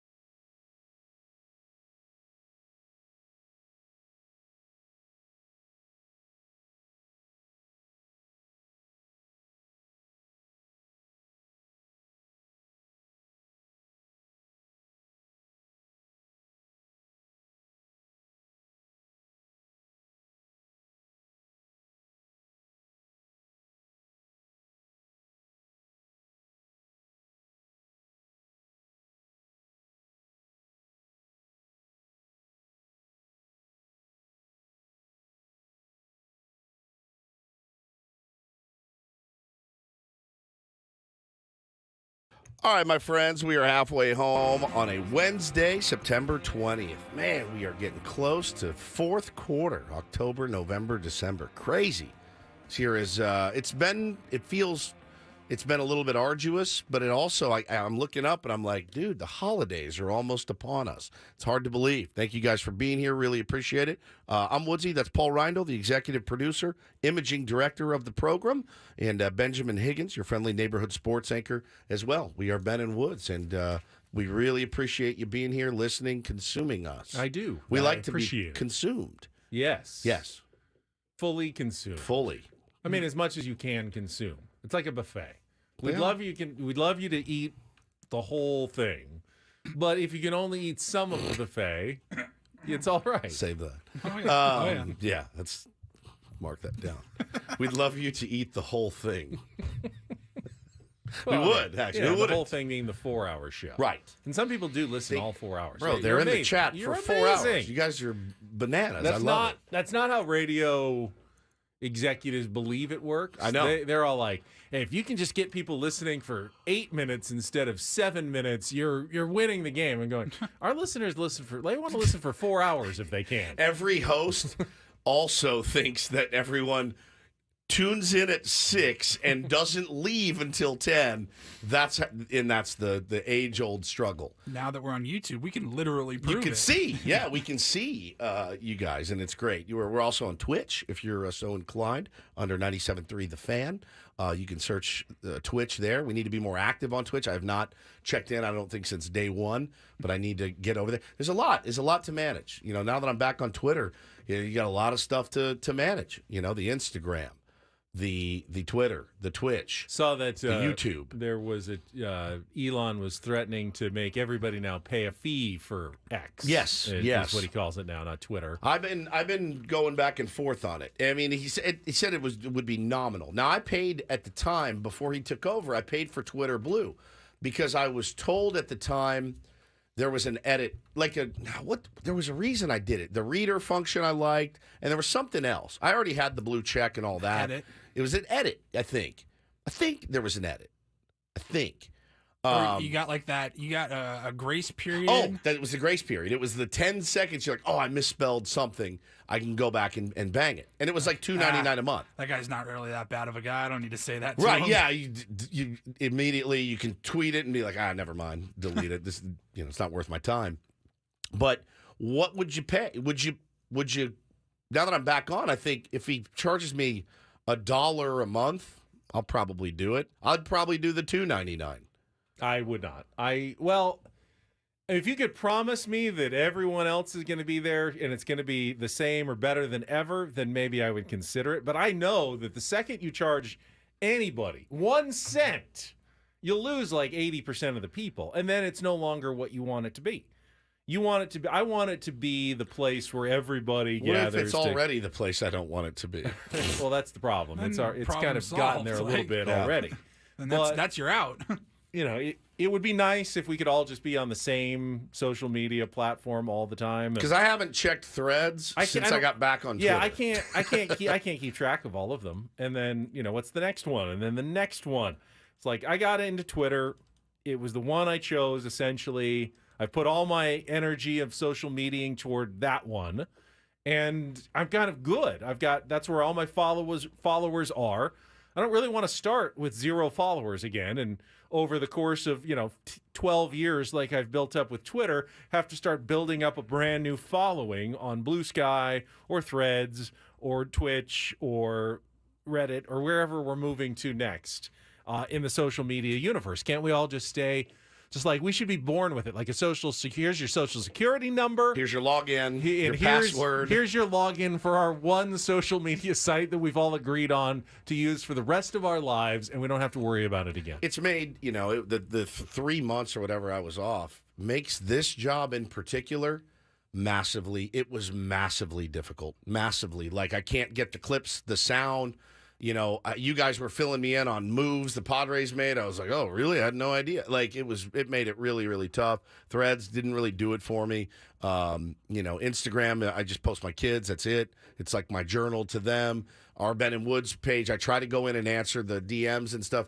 There's a lot. It's a lot to manage these days. But I'd go as high as you know what? I'll go $1.99, $1.99 a month. That's $24 a year. And you won't do it? You will. You'll do $1.99. Well, again, if everyone agreed to pay it, well, how are you going to get everyone? Then I would do it. What are you going to do? But You're if gonna everyone knock door to but door? if I end up paying, Are you staying? Are you staying? If I end up paying it and I get there and everyone else is gone because they didn't want to pay it, then I'll feel dumb. Like, what am I doing? Then here? you cancel. And then where do we go? That's the problem. It's a good question. It's a good question. It's the age-old question. I have no idea, but there's a lot to manage. It's not just coming in and doing a program. We got to keep all the different people in the different groups happy. We have a Discord that our Tier 1 set up. That's more for them than us. But yeah, there's a lot. There's just a ton of stuff to get to. Discord's good. It's a lot. It's a lot to take in. It's busy, man. But if you can figure it out and learn it a little bit, and I'm guilty as anybody of not checking it as often as we should. But yeah, who's it? Robert, I think, in our chat created the Discord, and it's a great community of just Tier 1s, which is great. Yeah, it's fantastic. I mean, I just hate it could actually be a really good tool. I to hate get our the message out idea there. that I'm not spending enough time on social media, that I really need to put more effort into more platforms of social media. I think if most of us are being honest, we all would say we already spend too much time on social media every single day. Yeah, no doubt. Things like checking Twitter. If I want to set a resolution for myself, it's not I need to spend more time and cultivate more accounts and post more and do more on different sites. I'd say I need to step back, smell the roses, do less on social media, and stop worrying about it so much and stop picking up my phone and looking what's new on Twitter all the time. Yet now I feel guilty that, all right, well, but I got to promote the show, and this is where we interact with the listeners, and it's kind of part of the job. Hold on.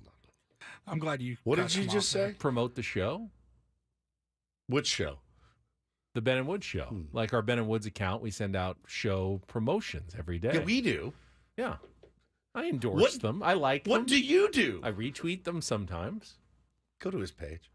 Let's do an audit. I'm about to crawl inside of you with a microscope. I mean, my name is on the Ben and Woods account. That's my account as well, even though I'm not the How one many who... tweets have you sent from the Ben and Woods account? I don't want to mess with Zero. it. How many tweets have you sent? Okay, I'm looking at his Twitter right now. We have over 30,000. I'm looking at his Twitter. Yes. I'm scrolling. I see some ABC 10. Scrolling. There's one on September 7th. He retweeted. There's one on September 5th. I quote tweeted us on September 11th. Yeah. Not bad. It is bad. It is bad. So you want me to spend more time on social media? Just help promote your own show. Right. Is that too much to ask? That's your justification for how much you need Twitter is because of your unwavering support of the Ben and Woods influence program. on the Ben and Woods program. Just let me commend your tireless efforts on promoting you the should Ben go and Woods home. You deserve the rest of the day off. Yes. You've done so much work. Your tireless efforts of promoting your own show, by the way, that has your name on it. Got a tweet from our buddy Mason, your face. Said yesterday, he said he got caught up on radio's reaction. It was startling how little attention Don Tricker got in the article yesterday. He said Ben and Woods blew right past it. What? He said one guy's got multiple jobs. He's qualified for none of them. It's a way bigger deal. I wrote him back. I said, I feel like we did. Did you not hear Paul dropping that in like 14 times? I said, I feel like we did like an hour on Don Tricker yesterday. He goes, no, it was 5 minutes at the end of hour 1 and 10 more in hour 4. And it was mostly noting his unorthodox background and praising that kind of hire in theory. A non-doctor is in charge of player health among other departments. It's a little beyond unorthodox. Yeah, like when I left yesterday, I was like, boy, Don Tricker's like, what the hell did I do? Like, I felt like we hammered him pretty good. So just for the record, Mason, your face, we don't think that that's a good move 6 years in. It's the weirdest thing. It's very maybe strange. the most strange part of that entire article. Just, again, for the record, I think it's absolutely unconventional and weird, and I could have understood it 6 years ago. I don't understand why, why it's still happening, I think. And again, many reports coming out that it's not great. So just wanted to clear that up. That's the good part of Twitter. You can answer in real time. It's again, like we said yesterday, no problem with thinking outside the box. None. But you have to judge how your players, your coaches are kind of reacting to this new face that's in there. If he's been helping and giving good ideas and good feedback and making things a better place, fantastic. Yeah, if it's not going well, though, that's not what generally we're hearing.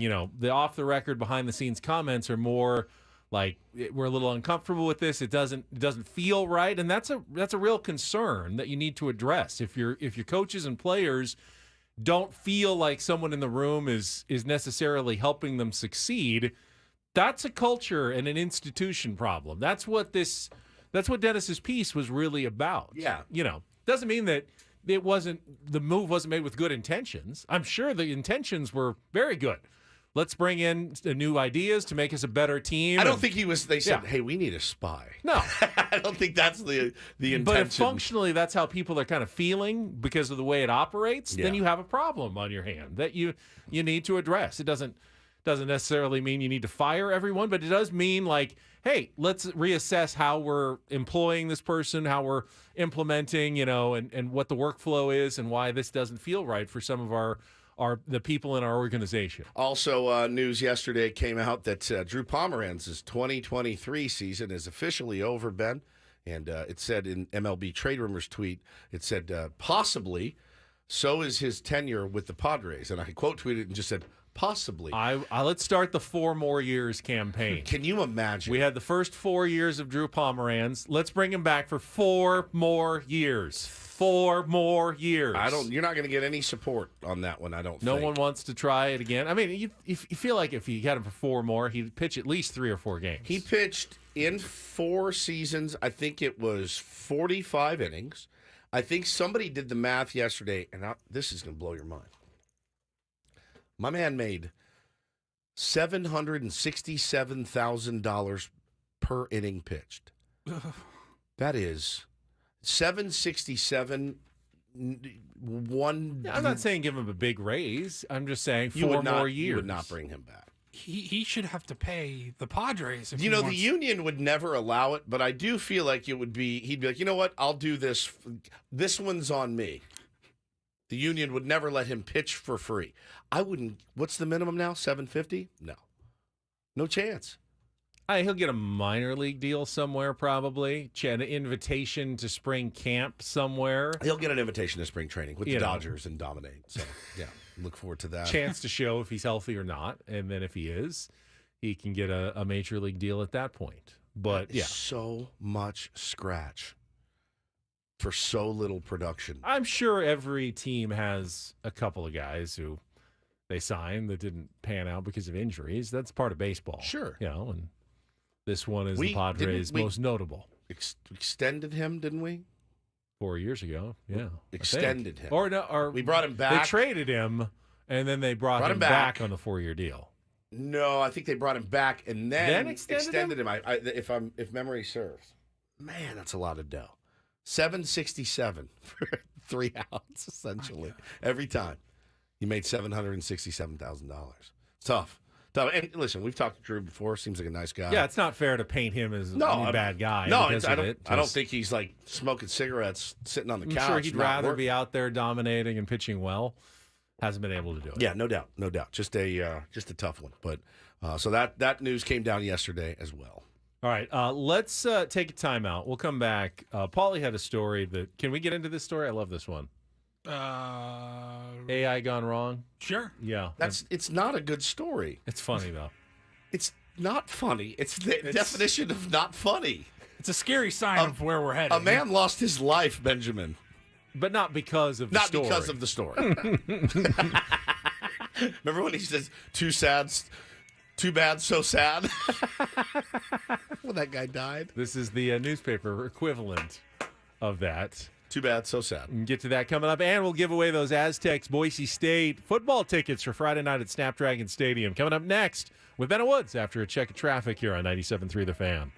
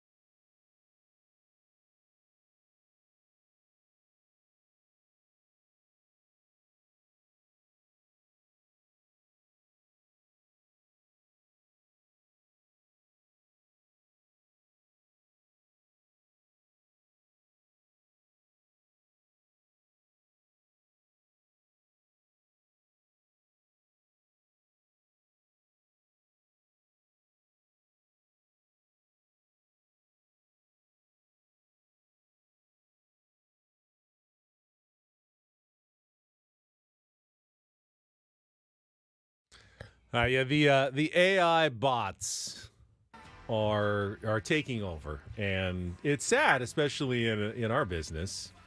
I mean, at some point, perhaps you'll have. I mean, there are AI DJs now. Yes, it's awful. They actually can play your music and talk between the songs for you and everything. Is that what the thing on Spotify is? He's AI, right? Yes. Oh, yeah. It creeps me out. Paulie turned me on to that. He said, go try the DJ feature on Spotify. I go, all right. It's got potential, I think.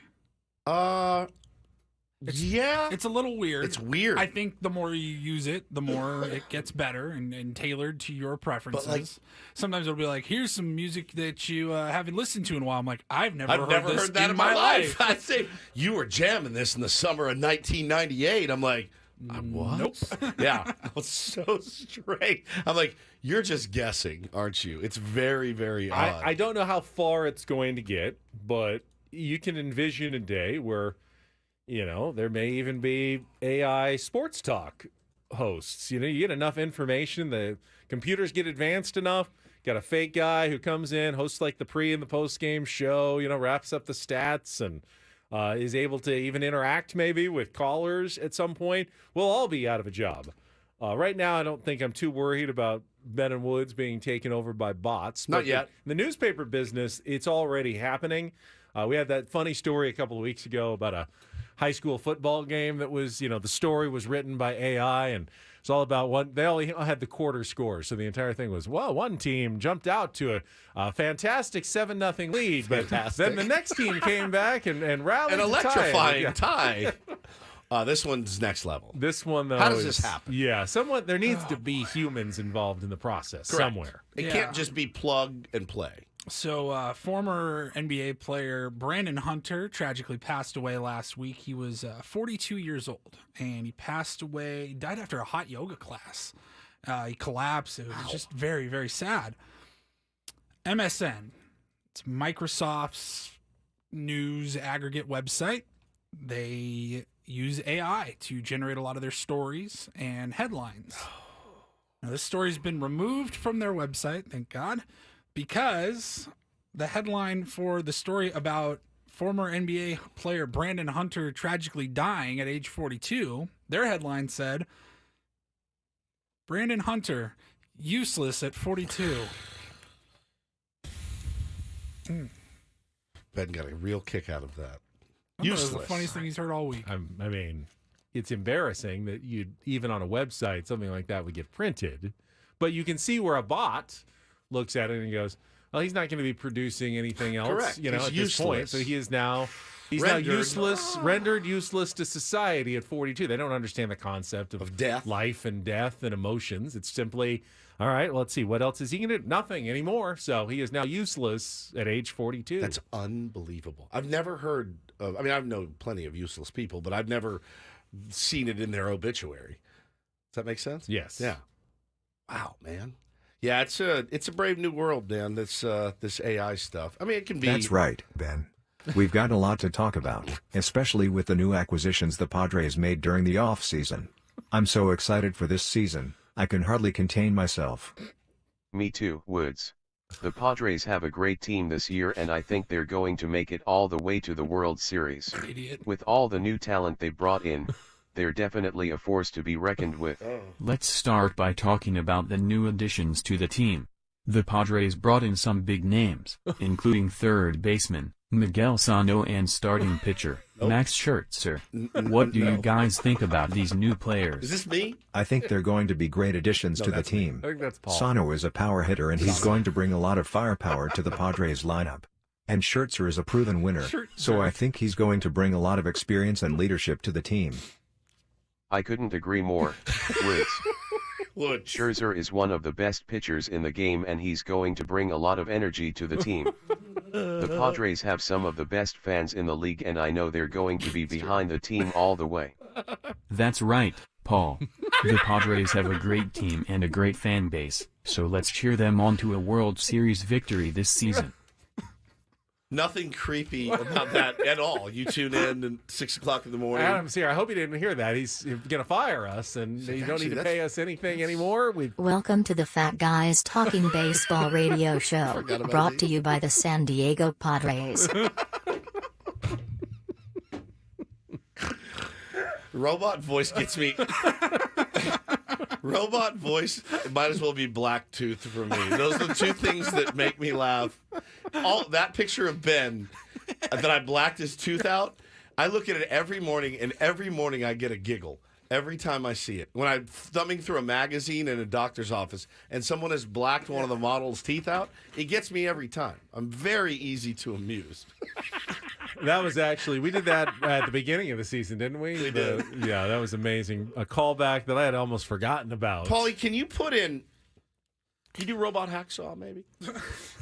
Just see what happens. React to me. Yeah. We got Adam Jones actually. Throw some stuff in. Just coming up. See what you can come up with. Next. I think it's real Adam Jones. It might be AI, AJ. Listen to me, you fat Fs. Sorry, I'm late. As long as Spain lets us get the call through. Spain was to blame last hour, but we'll chat with the 5-time All-Star, get his thoughts on his retirement ceremony in Baltimore on Friday night. That's coming up next with Bennett Woods on San Diego's #1 sports station, 97.3 The Fan.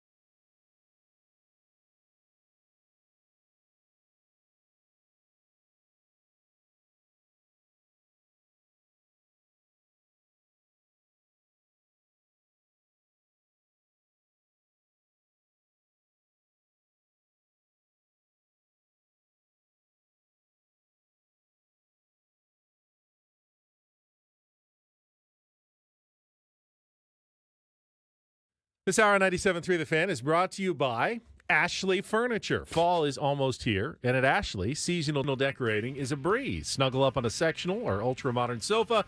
Gather outside with a new fire pit or conversation set. Ashley has everything you'll need. Shopping, store, or visit ashley.com today. We're going to visit Spain, assuming Spain lets us get the call through. I believe we've hooked up with Adam Jones. To him. We're good to go. We're good to go right after this check of traffic on 97.3 The Fan. From the premier Buick GMC of Carlsbad Traffic Center, part of the Premier Auto Family, here's Kelly Danick.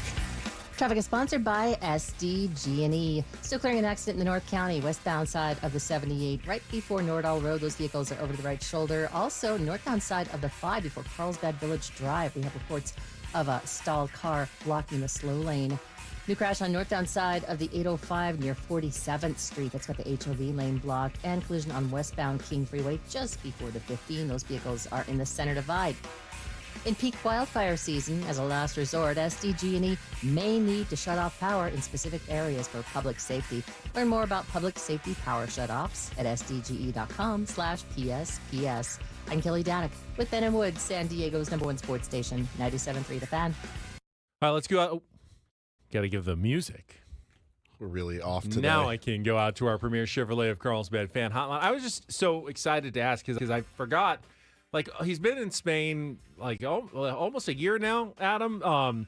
And I know you like food. I've never been. I've always wanted to visit for the food, the tapas, the paella. Yeah, the little. I mean, what's been your favorite item in Spain? Like authentic Spanish dish that you've enjoyed the most?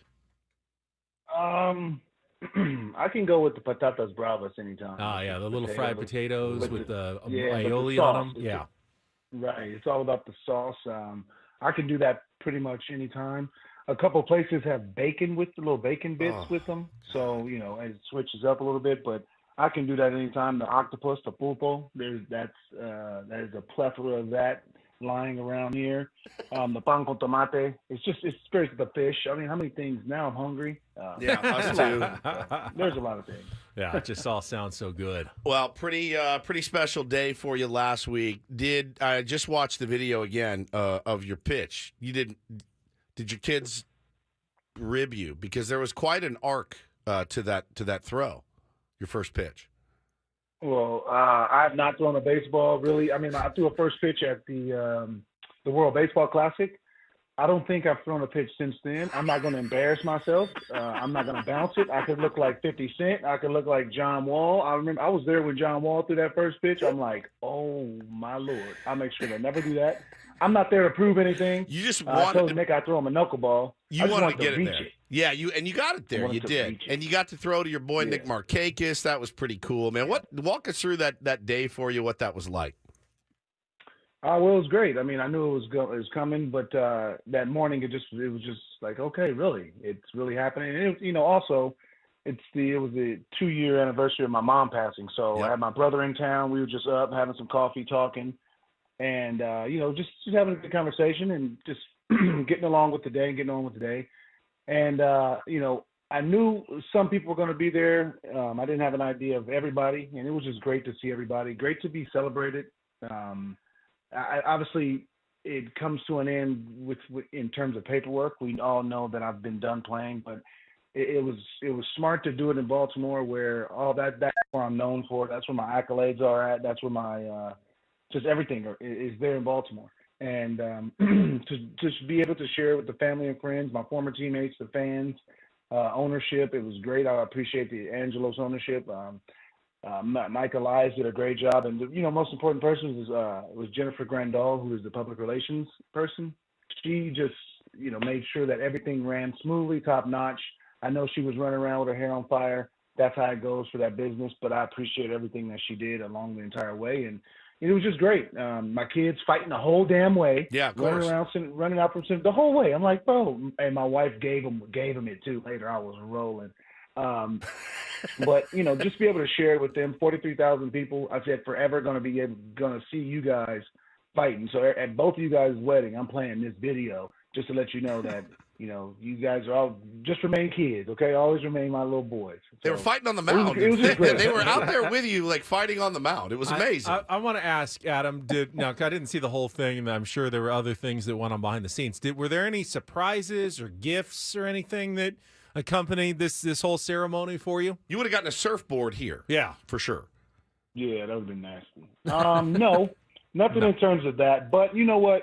I've built so many really cool relationships with the Baltimore brands, especially as I'm done playing. Jimmy Seafood, it's a place there that has these unbelievable crab cakes. It's a sports bar that just loves sports, obviously, but does the Orioles and the Ravens, does great jobs for both, their tailgates and all kind of things.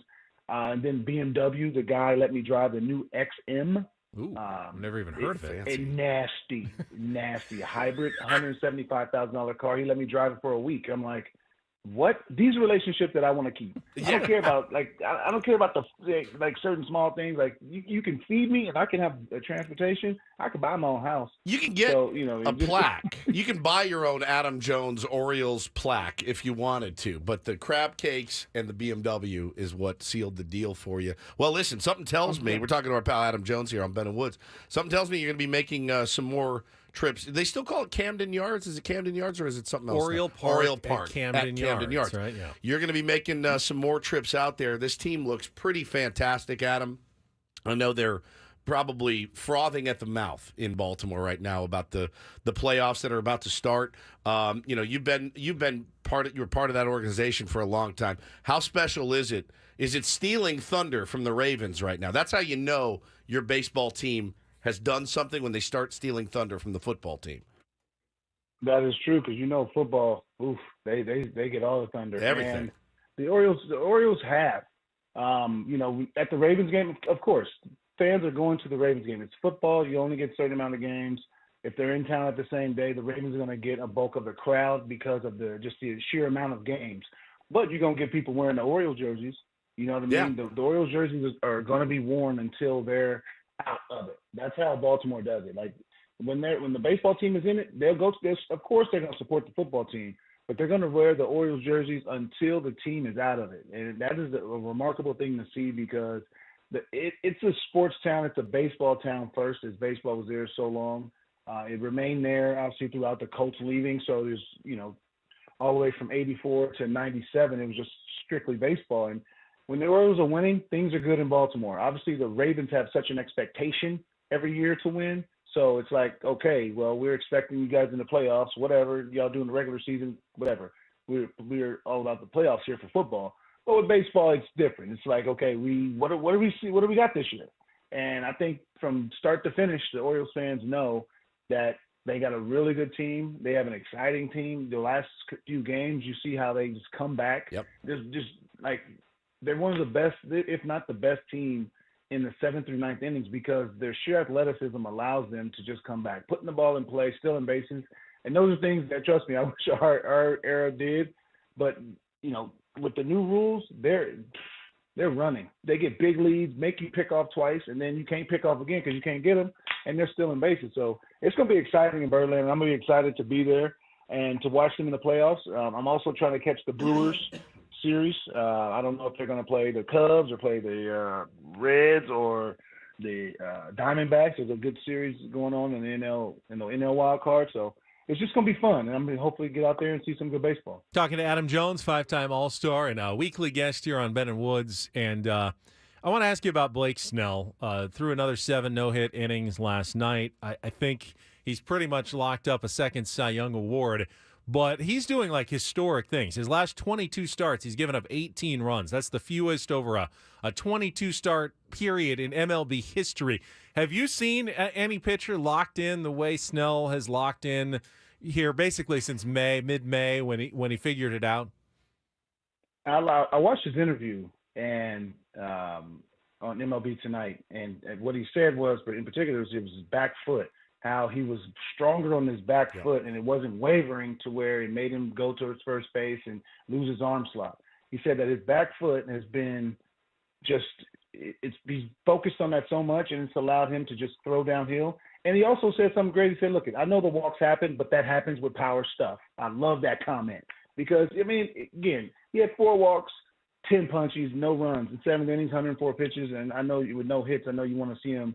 Everybody wants to see him go out and obviously complete a no hitter, but he's older. He's an older guy. It's nothing for him to prove at that point. He could have if he wanted to. I'm sure he could have talked his way into it. As the Padres, there's 6-game winning streak, 7-game winning streak. 6. 6. There we go. It may be a little too late, but at the end of the day, once you're mathematically eliminated. I heard what Manny said. We're gonna fight to the death of it, and he looked great. And unless Justin Steele or Strider steal something, you got to give it to the guy. He's having this unbelievable year. I mean, the strikeouts. Obviously the walks are the only thing that people are going to say, but he's just been absolutely dominant, leading baseball in ERA. I don't care what you say. That's damage control because he's putting guys on base. Yep. And if you're putting if you have a really low walk total, then okay, your defense is saving you, and whatever. He's putting himself in danger and getting them out. So that's a lot of respect because he's throwing some stress pitches and he's been stress-free through them. Talking to our pal Adam Jones here on Ben and Woods this morning, and I know what you're going to say, and I know I'm wrong. I know this. I tweeted it the other day. It was probably an emotional reaction, but when I saw the Manny Machado clip of him saying, probably going to have to get surgery in the offseason, 6 to 7 month rehab potentially. But I will be ready for spring training. Now the math doesn't math. It doesn't add up. If it is in fact, let's say it's a 6-month window, he's going to miss spring training. So I tweeted, why is he in the lineup? And I know the answer. I know the answer because you've told us, everybody told us, we've seen it. Manny posts. That's what he does. Right. If you were on this team and you were the center fielder and there was a 0.2% chance of making the playoffs, would it be a conversation where you're like, bro, just shut it down. We need you next year. Or would you be like, I respect the hell out of that. That guy's going out there and at least trying to take, good swings and help us win ball games. So, it goes back to the Dumb and Dumber line. So you're telling me there's a chance. Damn it, man. It's like the fingernails. It's not what we wanted to hear. We won last night and our playoff chances went down. I know, understandable. It to somebody like Manny, and obviously you got to read the room, read the situation. I would be like, get it done as soon as you can. When he says the rehab says, I think that's playing every single day at third base. I think he's going to be ready for opening day in terms of being in the lineup. But he's got to go get his elbow clean. The guy's been toughing it out. And trust me, I understand. These are like when you put together consecutive years of 25 or 30, and certain things. These are things that they stay on the back of your baseball card forever. Yeah. So I understand that. I understand that side of it. But at the end of the day, taking care of yourself and being ready for next year is of importance. But at the same time, if he's confident that he can be ready, he's been through 2 major surgeries already in his career, and he came right back. So if he's confident that he can be ready and finish the season out, finish it strong, and be ready for opening day, get the surgery the next day and do what he needs to do, then, who am I to say? Who is anybody else to say? It's true. Because, again, Harper came back from a 12-month surgery. When you hear Tommy John, everybody just says, oh, damn, that's a year. He came back 5 months. Ohtani 7 months. I think with the surgeries and just how the rehabs, I think things can happen quicker. So, who am I to say that he can't come back quicker because, he's going to have October, November, December, January, February, and then, March, that's 6 months. If you're looking at the timelines, but it's just a matter of he can get it as soon as possible, right after the season. But, with his track record of getting himself back on the field after he's been through 2 major surgeries. Yep. I trust his recuperation process. I got emotional. I did. I got emotional. I just want him. I want him as close to 100%, for next season. So, Manny took some shots. Since we last talked on Friday, the day you were in Baltimore, a story came out in the UT, and but not just an opinion, but teammates who said we respect the heck out of Manny, but the leadership has been lacking a little bit, and his style, his style of leadership, the follow through hasn't necessarily been there. At least what some of those players are looking for, and it's hard. It's hard to say anything to Manny just because he is so respected. You're one of the few people who maybe could.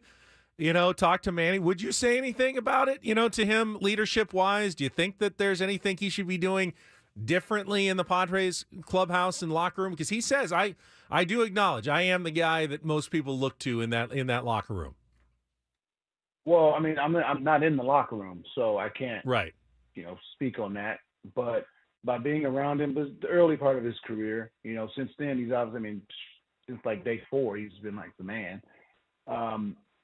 I just think that that things like that don't need to come out. Like you don't need to. Again, that's why the CAP program has started, because these things right here don't need to be stories no more. Like we don't need to tell Passon and Rosenthal all this riffraff that's going on in the clubhouses no more, man. Man up. Talk to somebody. The dude sits right there.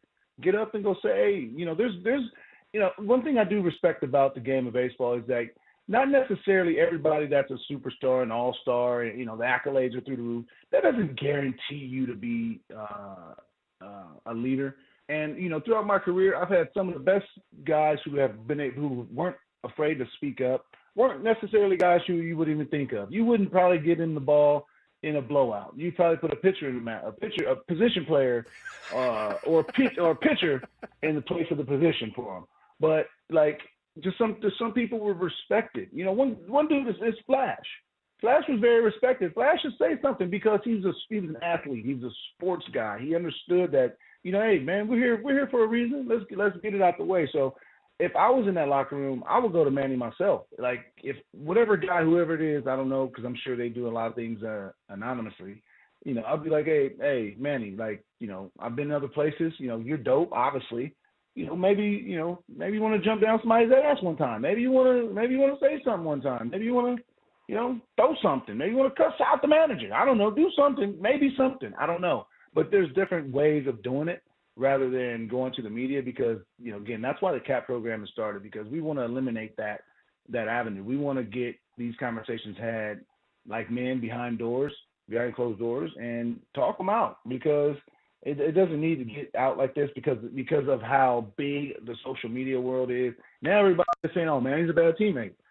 How do you know? I mean, there's been a few hundred people that ever played with Manny ever in the whole world, but now there's a story. Oh, he's a bad teammate. I think he's gonna go back to the Dodgers. Then he's gonna go back. So it's like I can nip that in the bud, saying the dude is awesome, but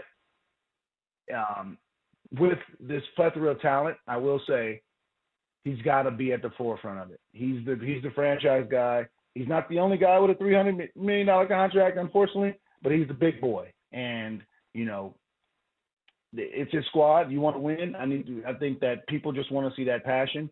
San Diego is all we got. That baseball team is all we got. Soccer's coming soon. We got nothing else. So I think people are really looking for Manny to be that firecracker at times, when a lot of times he's that mellow dude. You know what I mean? He's that real low-key, mellow Miami boy who just want to just chill, have a pina colada. But at times, I think the organization, the fan base, might want him just to jump somebody and be like, let's go. Because, it's such an investment. We want to win. You know what I mean? And at the end of the day, it don't got to always look pretty. But as long as the result is a win, everybody can go home happy. AJ, really appreciate it. Thank go you, have buddy. some patatas bravas for me, and we'll talk to you next week. We'll do, brother. There he is. Adam Jones on our Premier Chevrolet of Carlsbad fan hotline. Save money the right way with Premier Chevrolet of Carlsbad. Visit them today in the Carlsbad Auto Mall. Chevrolet, find new roads. Remember the last time Manny jumped somebody? How did that go for him? When he was yelling at Tatis? I mean, it's a lose-lose, pretty much. If you put up numbers, you can pretty much do whatever you want. If he's hitting 330 with 40 bombs right now, yeah, nobody's saying a word about him being a bad teammate. Right? Yeah, I don't know that anyone's saying he's a bad teammate. But Lack being of a follow-through, leader things like that. Yeah. is a different level Sure. altogether. We'll talk about it more. Paulie's got a Reindl Report as well coming up next year on 97.3 The Fan.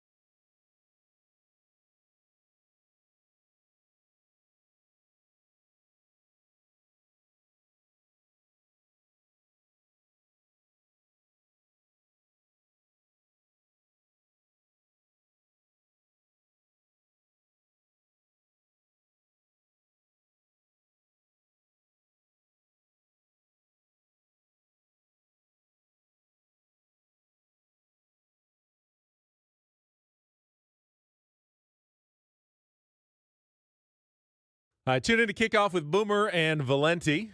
Boomer Esiason and Mike Valenti previewing the entire slate of NFL games each week. Analysis, picks, biggest stories, all packed into an hour. Saturday mornings at 6 a.m. here on 97.3 The Fan and live on the Odyssey app.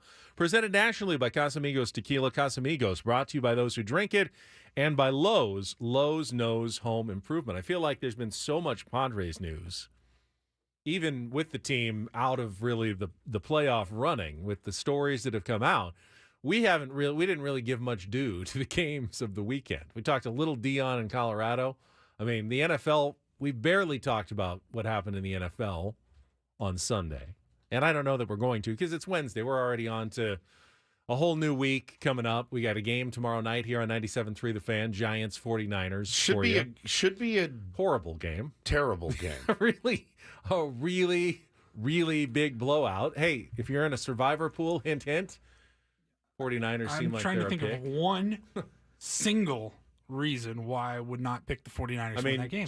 Traveling on the short week's always harder. Okay. Saquon Barkley is likely out because he's hurt. The Giants, they've looked horrible. We're outscored 60-0 in the first 6 quarters. Yep. They did come back and beat a horrible Arizona. So they have a little bit of momentum from their last 2 quarters. Wait, I thought you didn't believe in momentum. I don't, but that's the only that would be your only warning sign against. So do you or don't you? Do you believe in momentum? I don't. I'm just trying to come up with any reason why. Why wouldn't you pick the 49ers?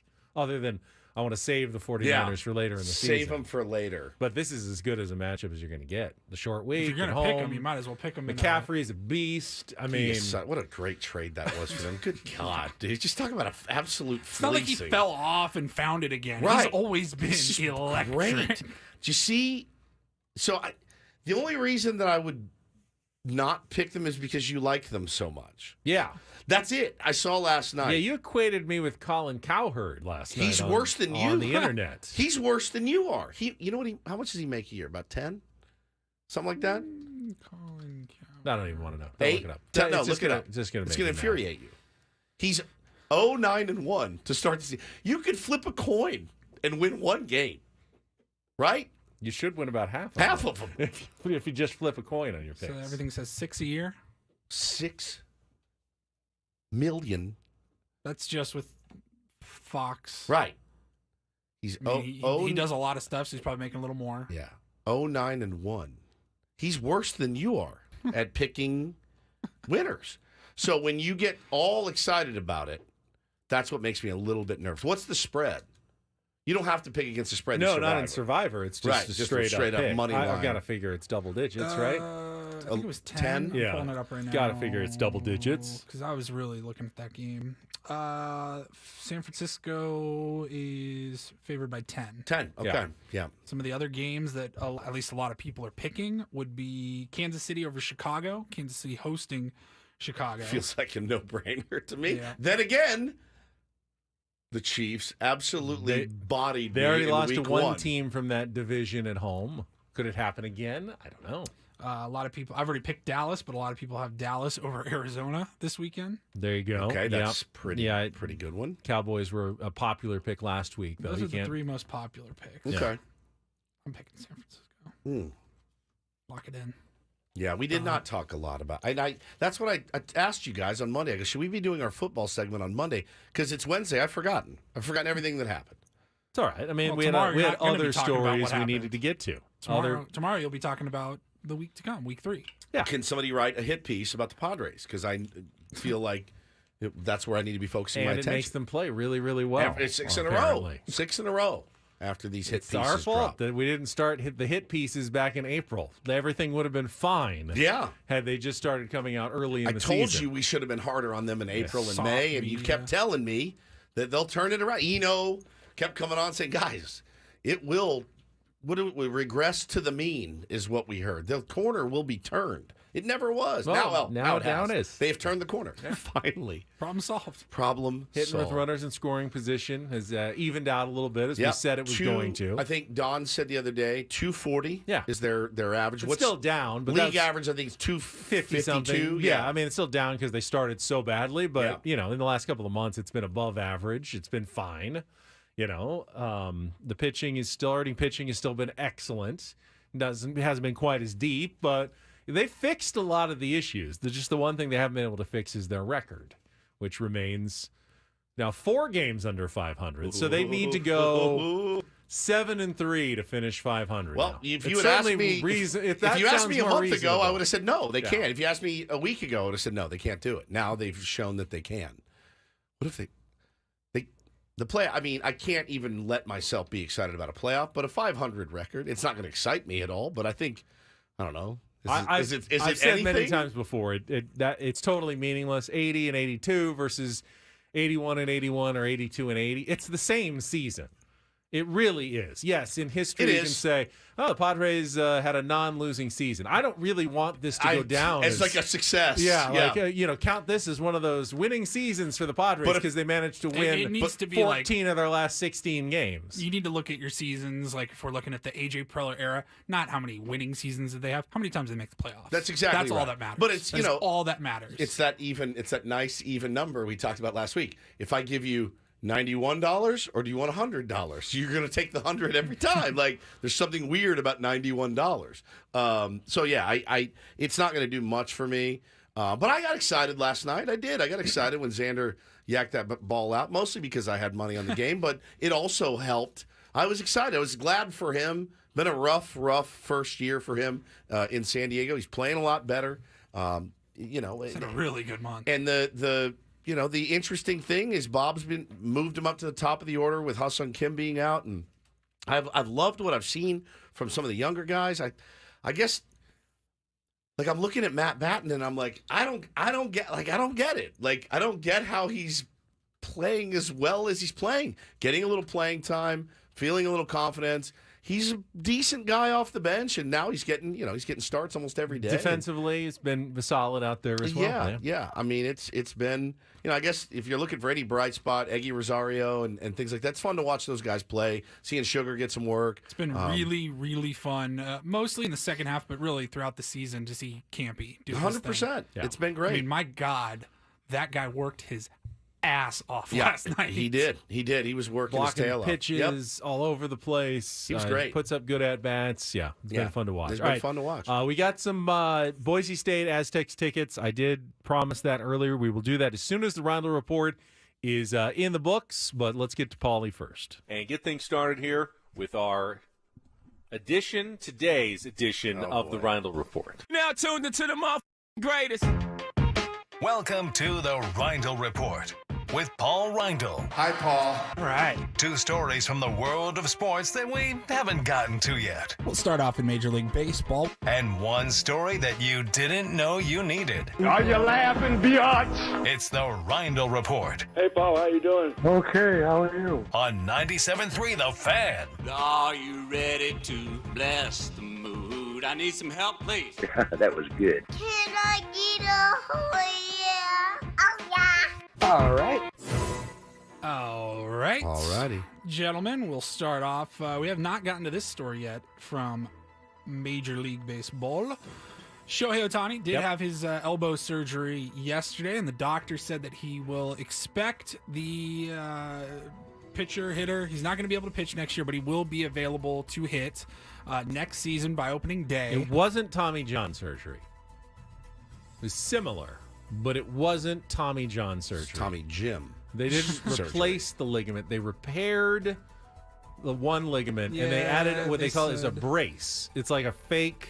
Doctor said in a statement that they decided to reinforce the healthy ligament in place, not reconstruct the UCL via Tommy John. So I saw like a diagram. It looks like almost like a shoelace that they've attached to the ligament there to like strengthen it, but it's covered in like some sort of natural substances so the body doesn't reject. It's weird, modern science, but they say you won't be able to pitch next year, but we'll be able to hit starting opening day. Which again just means more money for Blake Snell in the open market. By far and away going to be the best pitcher available.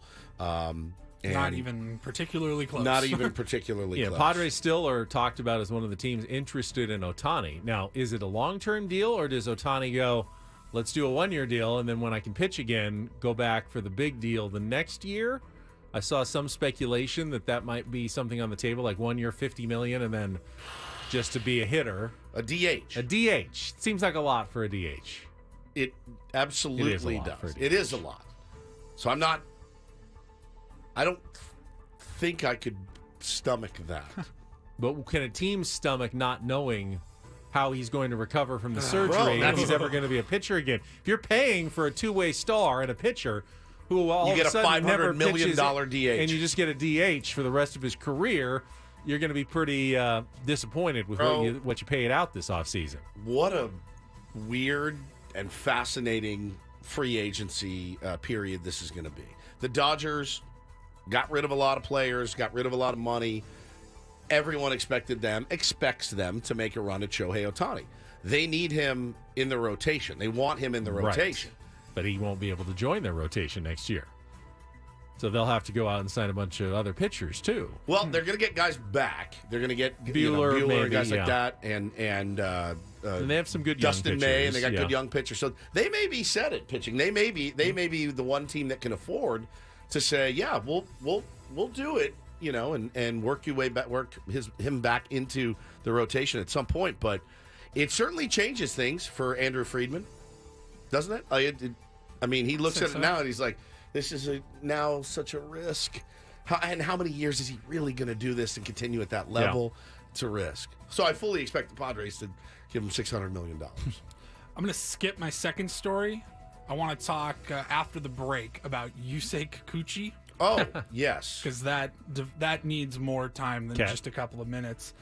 We can spend a couple of minutes talking about America's new favorite mascot. Be careful here. I've gotten clear. Adam is right behind you. Right there. I know. He's like staring at us. This is real, though. This is not a fake This is a story. very real thing. So in Salina, Tennessee, there is a very popular truck stop. A lot of semis rolling through. And apparently they've had issues with truckers leaving bottles of urine, like in the same spot. Like they toss them out the window or drop them off or whatever. It's become like a thing.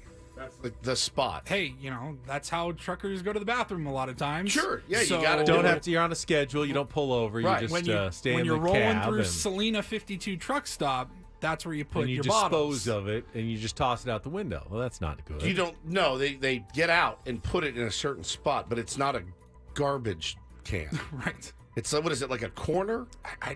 Yeah, I guess. So there's some guy that works there that's like, great. Hey, Mike, bottles out there. Mike, it's filling up. Can you go? I don't want to do this.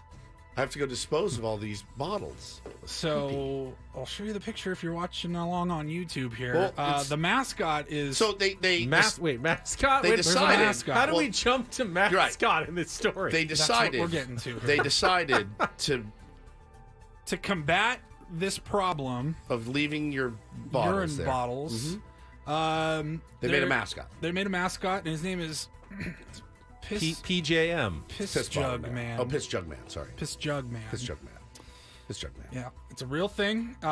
Salina 52 truck stop posted our official mascot. Picture Bolt Man, but with Piss instead Jug of Man a Bolt, it's a yellow bottle. He's a yellow bottle with a black top. screw top and a mustache or angry eyebrows, and then just the words PJM just right on his front there. Yeah. The post on social media said our official mascot, Piss Jug Man, is on the property until 6 p.m. today to teach truckers proper urine bottle disposal practices. Jug Man is pissed off at all the urine jugs he's found laying around the parking lot. Right. He's here to say that you're in trouble if you don't dispose of waste properly. Ben wrote this. And this is the worst part. The second paragraph says, also, kids can get their picture taken with Piss Jug Man for only $5. $5. And Jerry will print it on our company printer, and Piss Jug Man will autograph it from 4 to 6 p.m. I'm going to take Bo and Taylor down there to get like their it's pictures. Donald Duck at Disneyland. Do you guys want to? You guys want to see Piss Jug Man? All right, that'll take you. Let's go. Jump in the car. Dad, I want to get my picture taken with Piss Jug Man. They're not even doing it for free. They're charging for it's not for free. $5. Somebody said best Halloween costume yet. Maria said that. Please, Ben, dress as Piss Jug Man for Halloween. I mean, did they sit in the back of the truck stop and go, hey, we got to do something? Who made the costume? Is there? No. We got to do something. Well, what do you suggest? Well, I don't know. How about a sign? The sign doesn't work. Make a mascot. Mascot? Yes. All right, just roll with me here. We'll call him Piss Jug Man, and he'll go out there and he'll stand there and he'll let the guys know it's a real thing. He is fantastic. He is fantastic, dude. $5. And Jerry will print it off on the company printer. Jerry. More? Where is it? Salina, Tennessee. I mean, there better be a line of 50,000 people waiting to see Piss Jug Man. So, full disclosure, we had to ask our boss, I did. Adam, I had to ask him. What was it, about an hour ago when he got in? We're like, hey, man, can I say we this? talk about this story? Because it's the greatest thing I've ever seen. What do they do? Man. And I don't know, forgive me for not knowing. Oh, my God. What do they do for the other one? That's you a pullover. You don't want to know what that mascot is. Number 2. What do they do for that? Hold it. Fine, I'll pull over. You got to get out of the truck for that one. Yeah. Piss Jug Man. All right. Hey, I think I have an idea. The Aztecs football attendance problem, how they can solve it. A mascot. A mascot in the parking lot at Snapdragon Stadium. We'll help. We're going to give away 2 tickets. If Piss Jug Man was there, would more people go? I would absolutely think so. 100%. No doubt about it. We got a couple of tickets, though. I know people are, should I go? Should I not go? No excuses. Go see the Aztecs take on Boise State this Friday night, 7:30 at Snapdragon Stadium. You can go to Aztecs.com for tickets, or you can win a pair right now. Fifth caller at 833-288-0973. Heading down to Mission Valley on us this week. Call now, 833-288-0973. And then we'll go back with the middle story of the Reindl Report when we come back. You say Kikuchi's nocturnal habits. Unbelievable. He's incredible. He's a machine. It's unbelievable. We're going to compare them to my nocturnal habits. Does he have a problem? I feel like he does. Is he okay? Is he okay? Can't be okay. This is unreal. Can't be right. We'll get to that next with Ben and Woods after traffic on 97.3 The Fan. By the way, they do have those shirts available online at that station, by the way.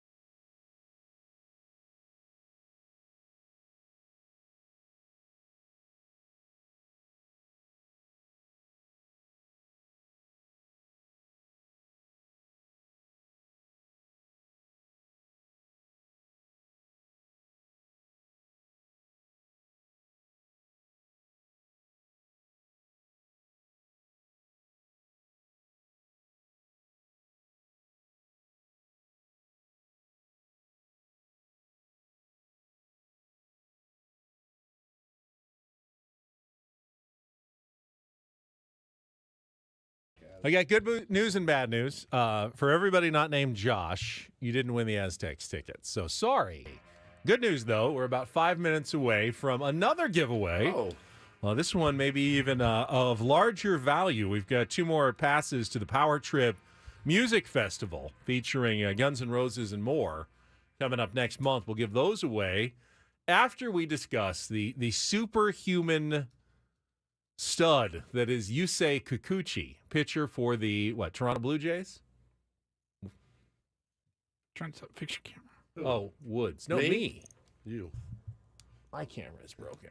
Yes, so, Paulie, this was part of your Reindl Report that you left out. Yeah, Caitlin McGrath covers the Blue Jays for The Athletic, and she wrote yesterday, Blue Jays starter Yusei Kikuchi thinks he'll be fine for his next start after he left the game with cramps. The biggest revelation was that he said it may have been caused by only getting 11 hours of sleep last night instead of his usual 13 or 14. She goes on and says, Yusei said he goes to bed around 11 p.m. usually and wakes up at 1 p.m. Anyways, all this means is I have to write a full 3,000-word feature on Kikuchi's sleep schedule at some point. 11 p.m. to 1 p.m. 14 hours. Usually That's gets 14 hours of sleep. Usually gets 13 to 14 hours of sleep. You are not awake for any of the hours that end in AM. You're asleep for more than half of the day. Right. You're awake for 10 hours of the day and then asleep for 14 hours. Is he a sloth? I mean, is that possible to sleep that much? When I was a teenager, I could do it. Could you? Oh, yeah. I mean, a newborn barely sleeps that much. That's true. I would get home at 2, 3 o'clock in the morning. No, I'm getting up at noon. That's only 9 hours. Hang on.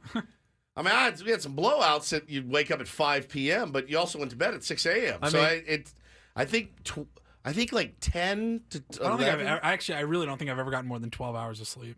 I don't think I've ever gotten 12. If you had to get 14 hours of sleep a day and you had to get up for this show at like 3 a.m. 4 a.m. 4 a.m. Yeah. So then you'd go to bed at 2 p.m. Hannah will love this idea. I would sign up for it today just to see if I could do it. Imagine it. You have a little light lunch, and then it's time to brush your teeth and put on your Let's all tell our wives, hey, I have to go to bed at 6 p.m. It's an experiment. It's for work. It's an experiment. Get home. So Bo's pickup is at like 2:20, so I'm out of that. Taylor's is like 4. I don't have to pick him up. No cooking dinner. No bath time. Hey, be quiet. Dad has to sleep. It's 4. If you have a job, though, he does. He's a baseball player. So he's expected to be at the ballpark for, even if he's not pitching, you figure, 2 or 3 hours before the game. If he's not pitching, probably 2. 2 hours before the game, fine. 3-hour game, hour post-game, shower before you go. You're there for 6+ hours out of your day. And you're asleep for 14 hours. Does he not enjoy? There's really no time for any social life or anything else in your life. There's sleeping and there's work. Has he ever gone out for a drink with the guys after a game? Need sleep, guys. I'm out of here. I got to get my rest. I can't wrap my head around 14 hours.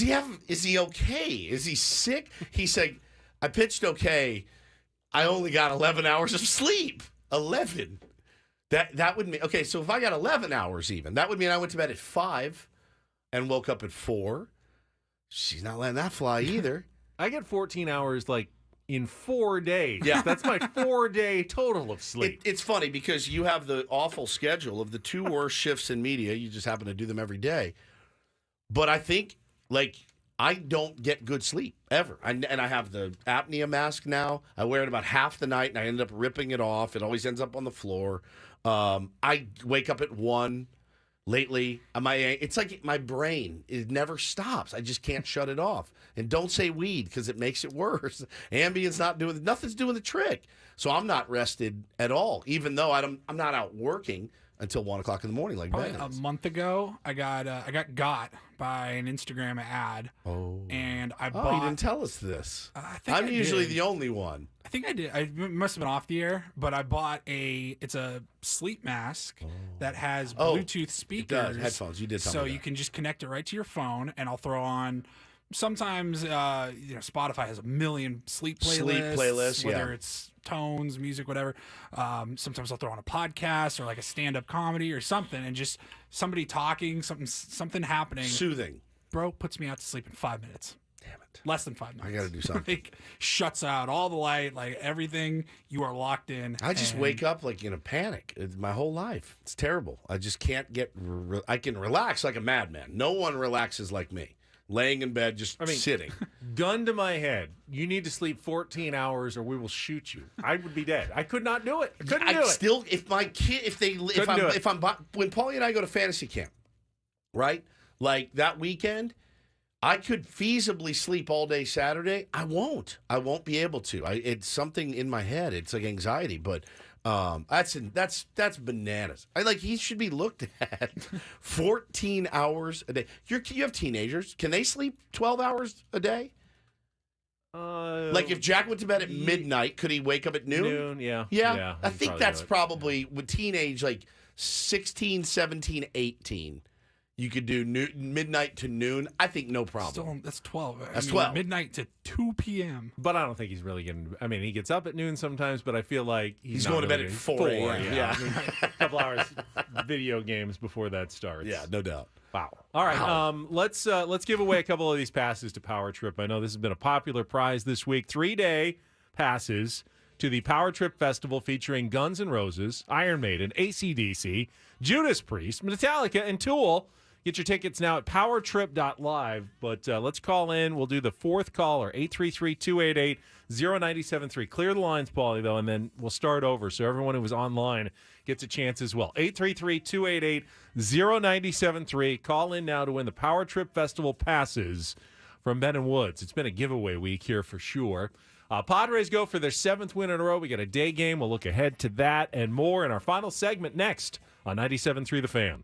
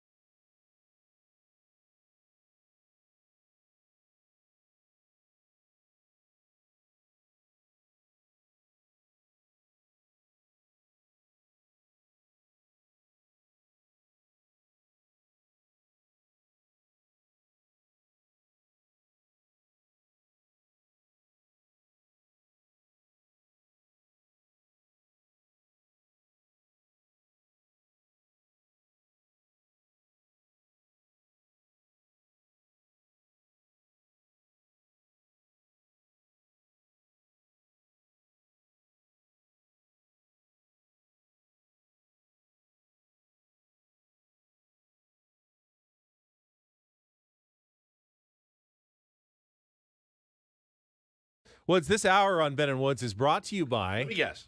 Hang on. I give you.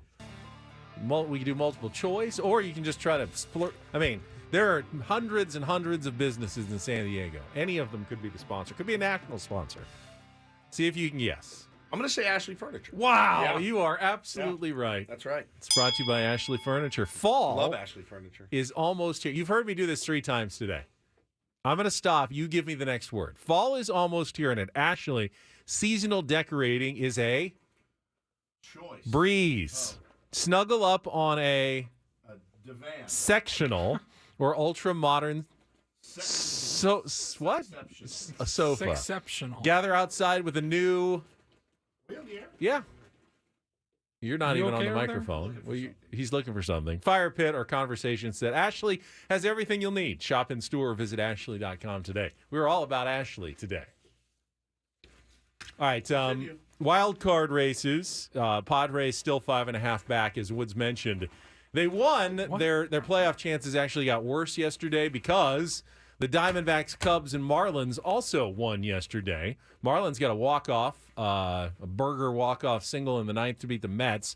Cubs pounded the Pirates 14-1.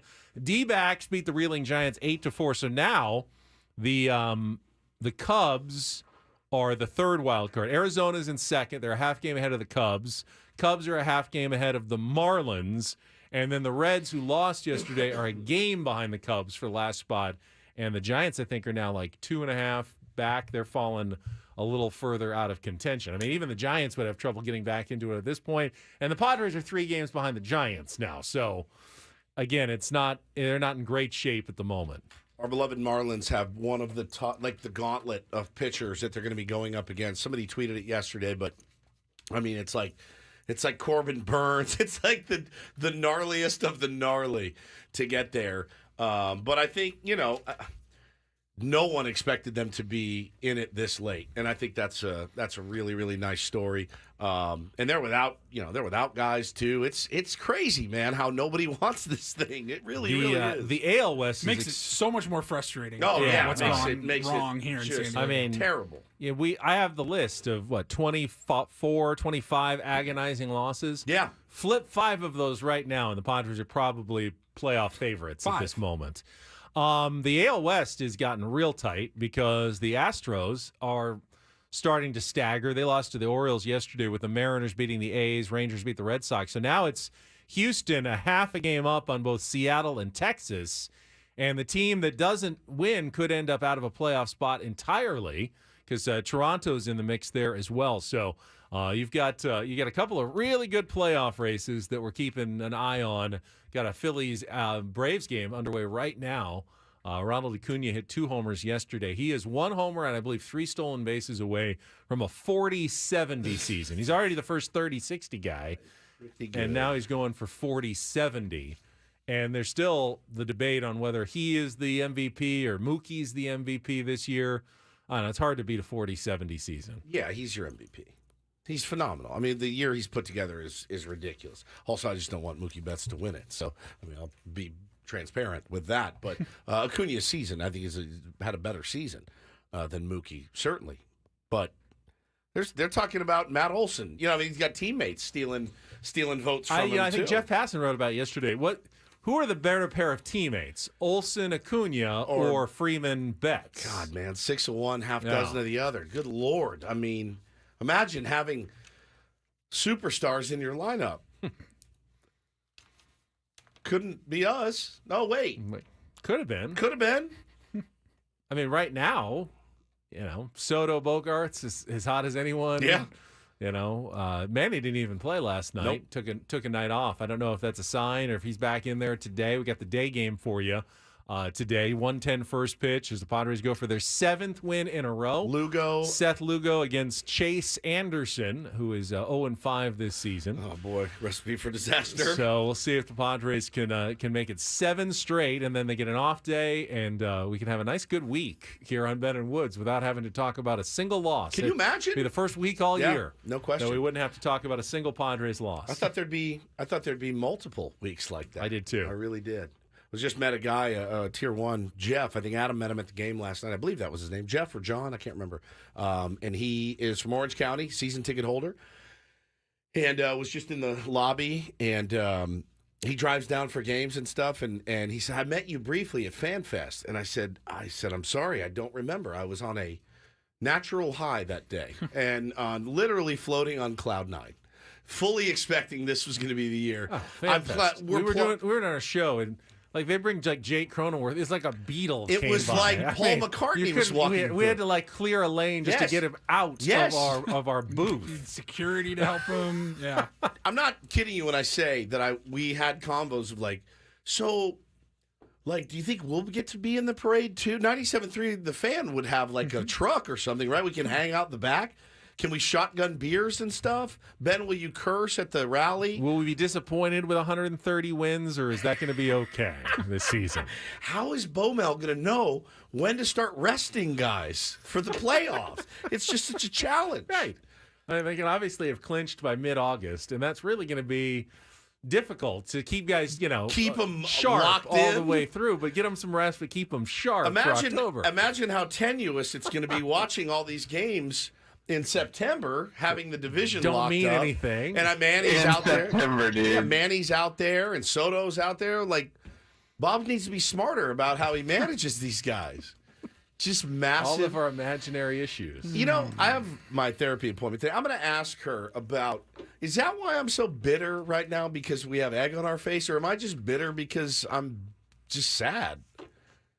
I'm embarrassed. I mean, we're not. But we shouldn't it would be. If we were the only ones, that would be horrible. Like if everyone else was saying, this team really looks overblown, and they're probably going to finish under 500, and we were going, no, they're going to win 100 games, and we were the only ones, and it's like, okay, yeah, you idiots, we told you they weren't going to be good. Everybody was saying they were going to be good. Even the haters were acknowledging, all right, this team's going to be pretty great this year. I'll tell you, man, I saw it yesterday. It came out, the Cardinals were eliminated, St. Louis Cardinals, from playoff contention. It was a foregone conclusion. But when the email gets sent, it's like this picture that looks like a painting, and it's Nolan Arenado, and it just says eliminated. And I thought to myself, I'm going to get physically ill when that tweet happens this year. And it's going, I have a word of advice.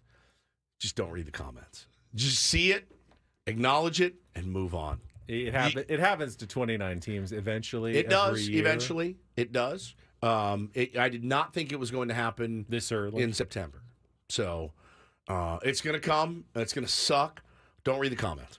Just move on, and we'll get them next year.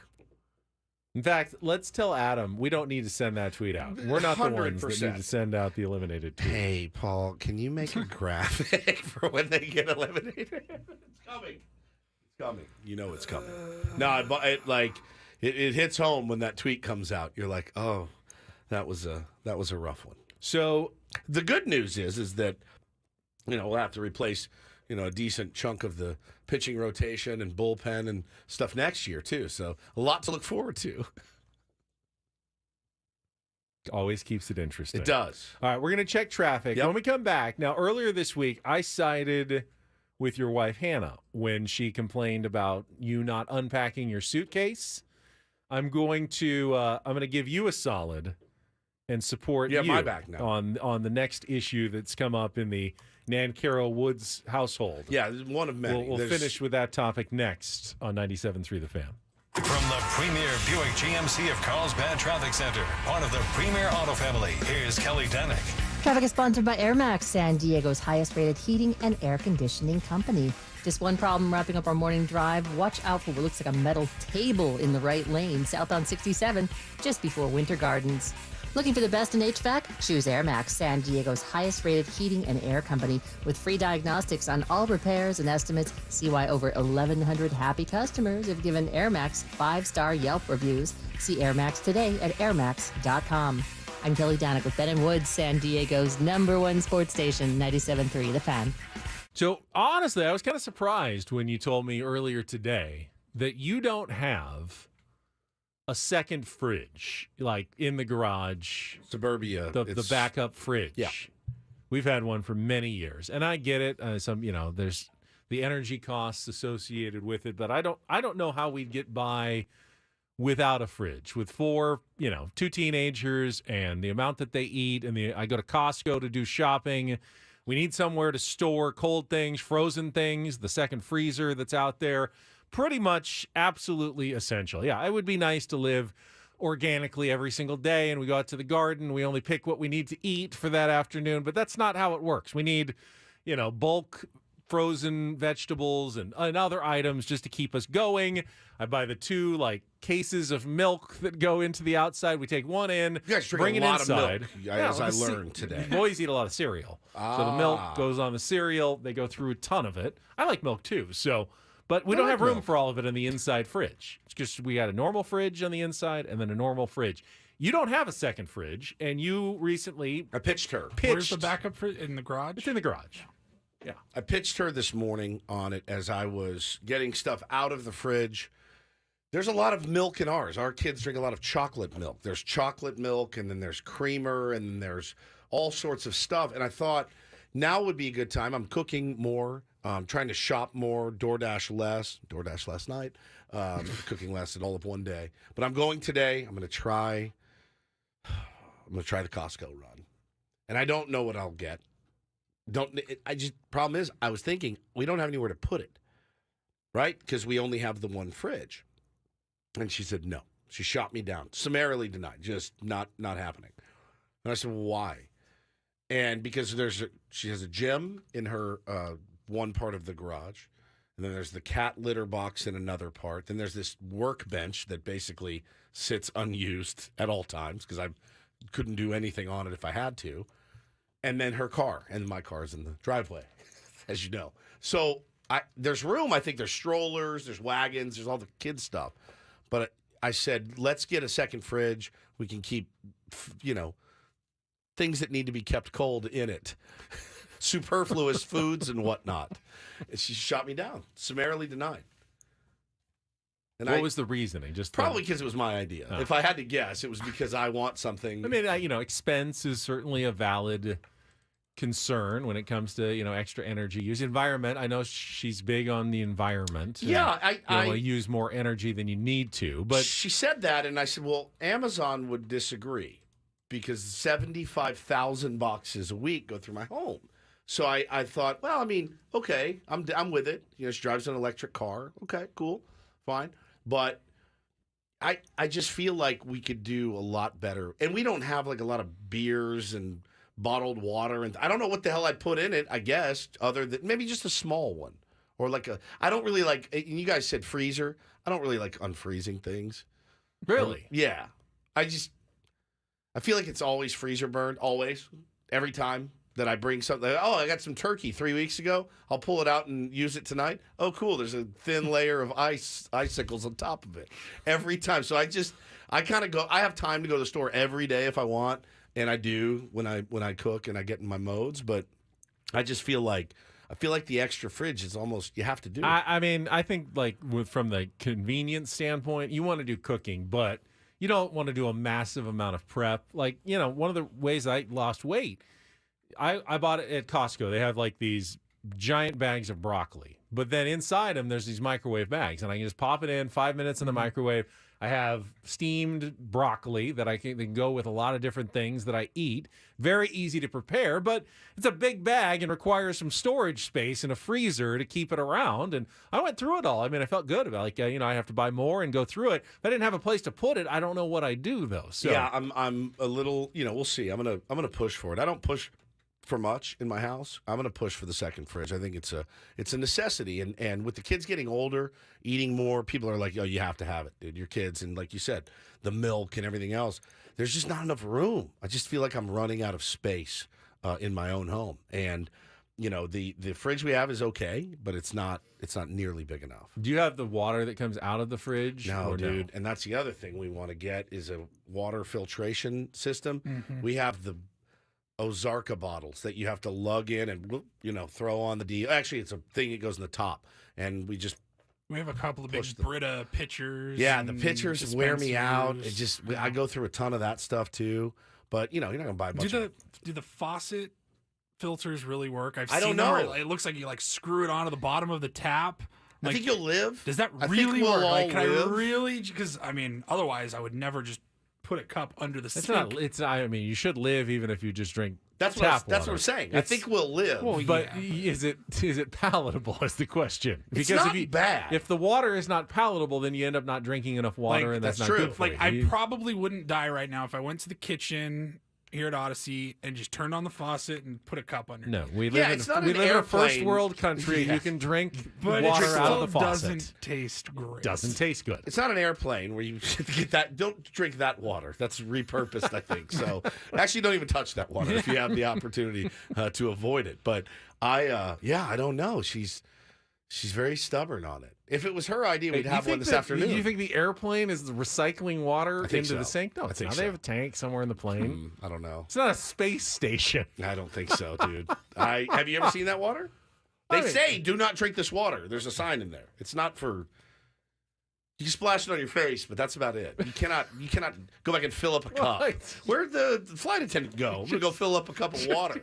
I'll bring you some water. No, You're I'm telling thirsty. you. You don't have to go to the bathroom to do that. Man, I think don't it's because know. they have a limited supply. Obviously, they can only carry so much water on the plane, but they're not recycling. I'm trying to think. Next I don't time think we I've ever fly gone to the somewhere, bathroom. you're going to drink a cup of... Recycling your Okay, water. let's see it. You put your money where your mouth is for once. I don't think I've ever even gone to the bathroom on a plane. to Really? even notice, like, yeah. God, I have to pee every time I get on a plane. I I mean- peed twice on the flight back from Chicago like an old man. I don't take a ton of long flights. Yeah. Usually just up and down the West Coast, 2.5, 3 hours. Yeah, max. I And I flew can back from hold it. London nonstop to San Diego. Never got out of my seat once. Good Lord. There's a meme. I was in the middle of the 5 in the Did you back of the see- plane. It was awful. Did you see the meme going around of somebody that was traveling? They said, this guy just got on the plane, jeans, no bag, no phone, no iPad, no book, no magazine, on a 12-hour flight to like London. And she goes, he just raw dogged it the whole time. He just sat in jeans with a cup of coffee with no lid. And I went, I couldn't do that for $1 million. Just get on there and sit. No entertainment. No, nothing. No book. I mean, you no got bag. you got the magazine in the back of the That's seat. it. You're reading the barf bag like there's nothing. She said, he just raw dogged it the whole time. He just sat for 12 hours on a plane. It's amazing. I could not do it for $1 million. There's no chance. All right, can the Padres make it 7 in a row? Pre-game show at 12:10 today, right after a couple hours of coach, and then first pitch at 1:10. We'll be back to talk about it tomorrow morning at 6 a.m. We'll have our football threesome tomorrow as well. Yeah. Talk to you then. For executive producer, imaging director Paul Reindl, for Stephen Woods, I'm Ben Higgins. Enjoy the rest of your Wednesday from all of us here at San Diego's #1 Sports.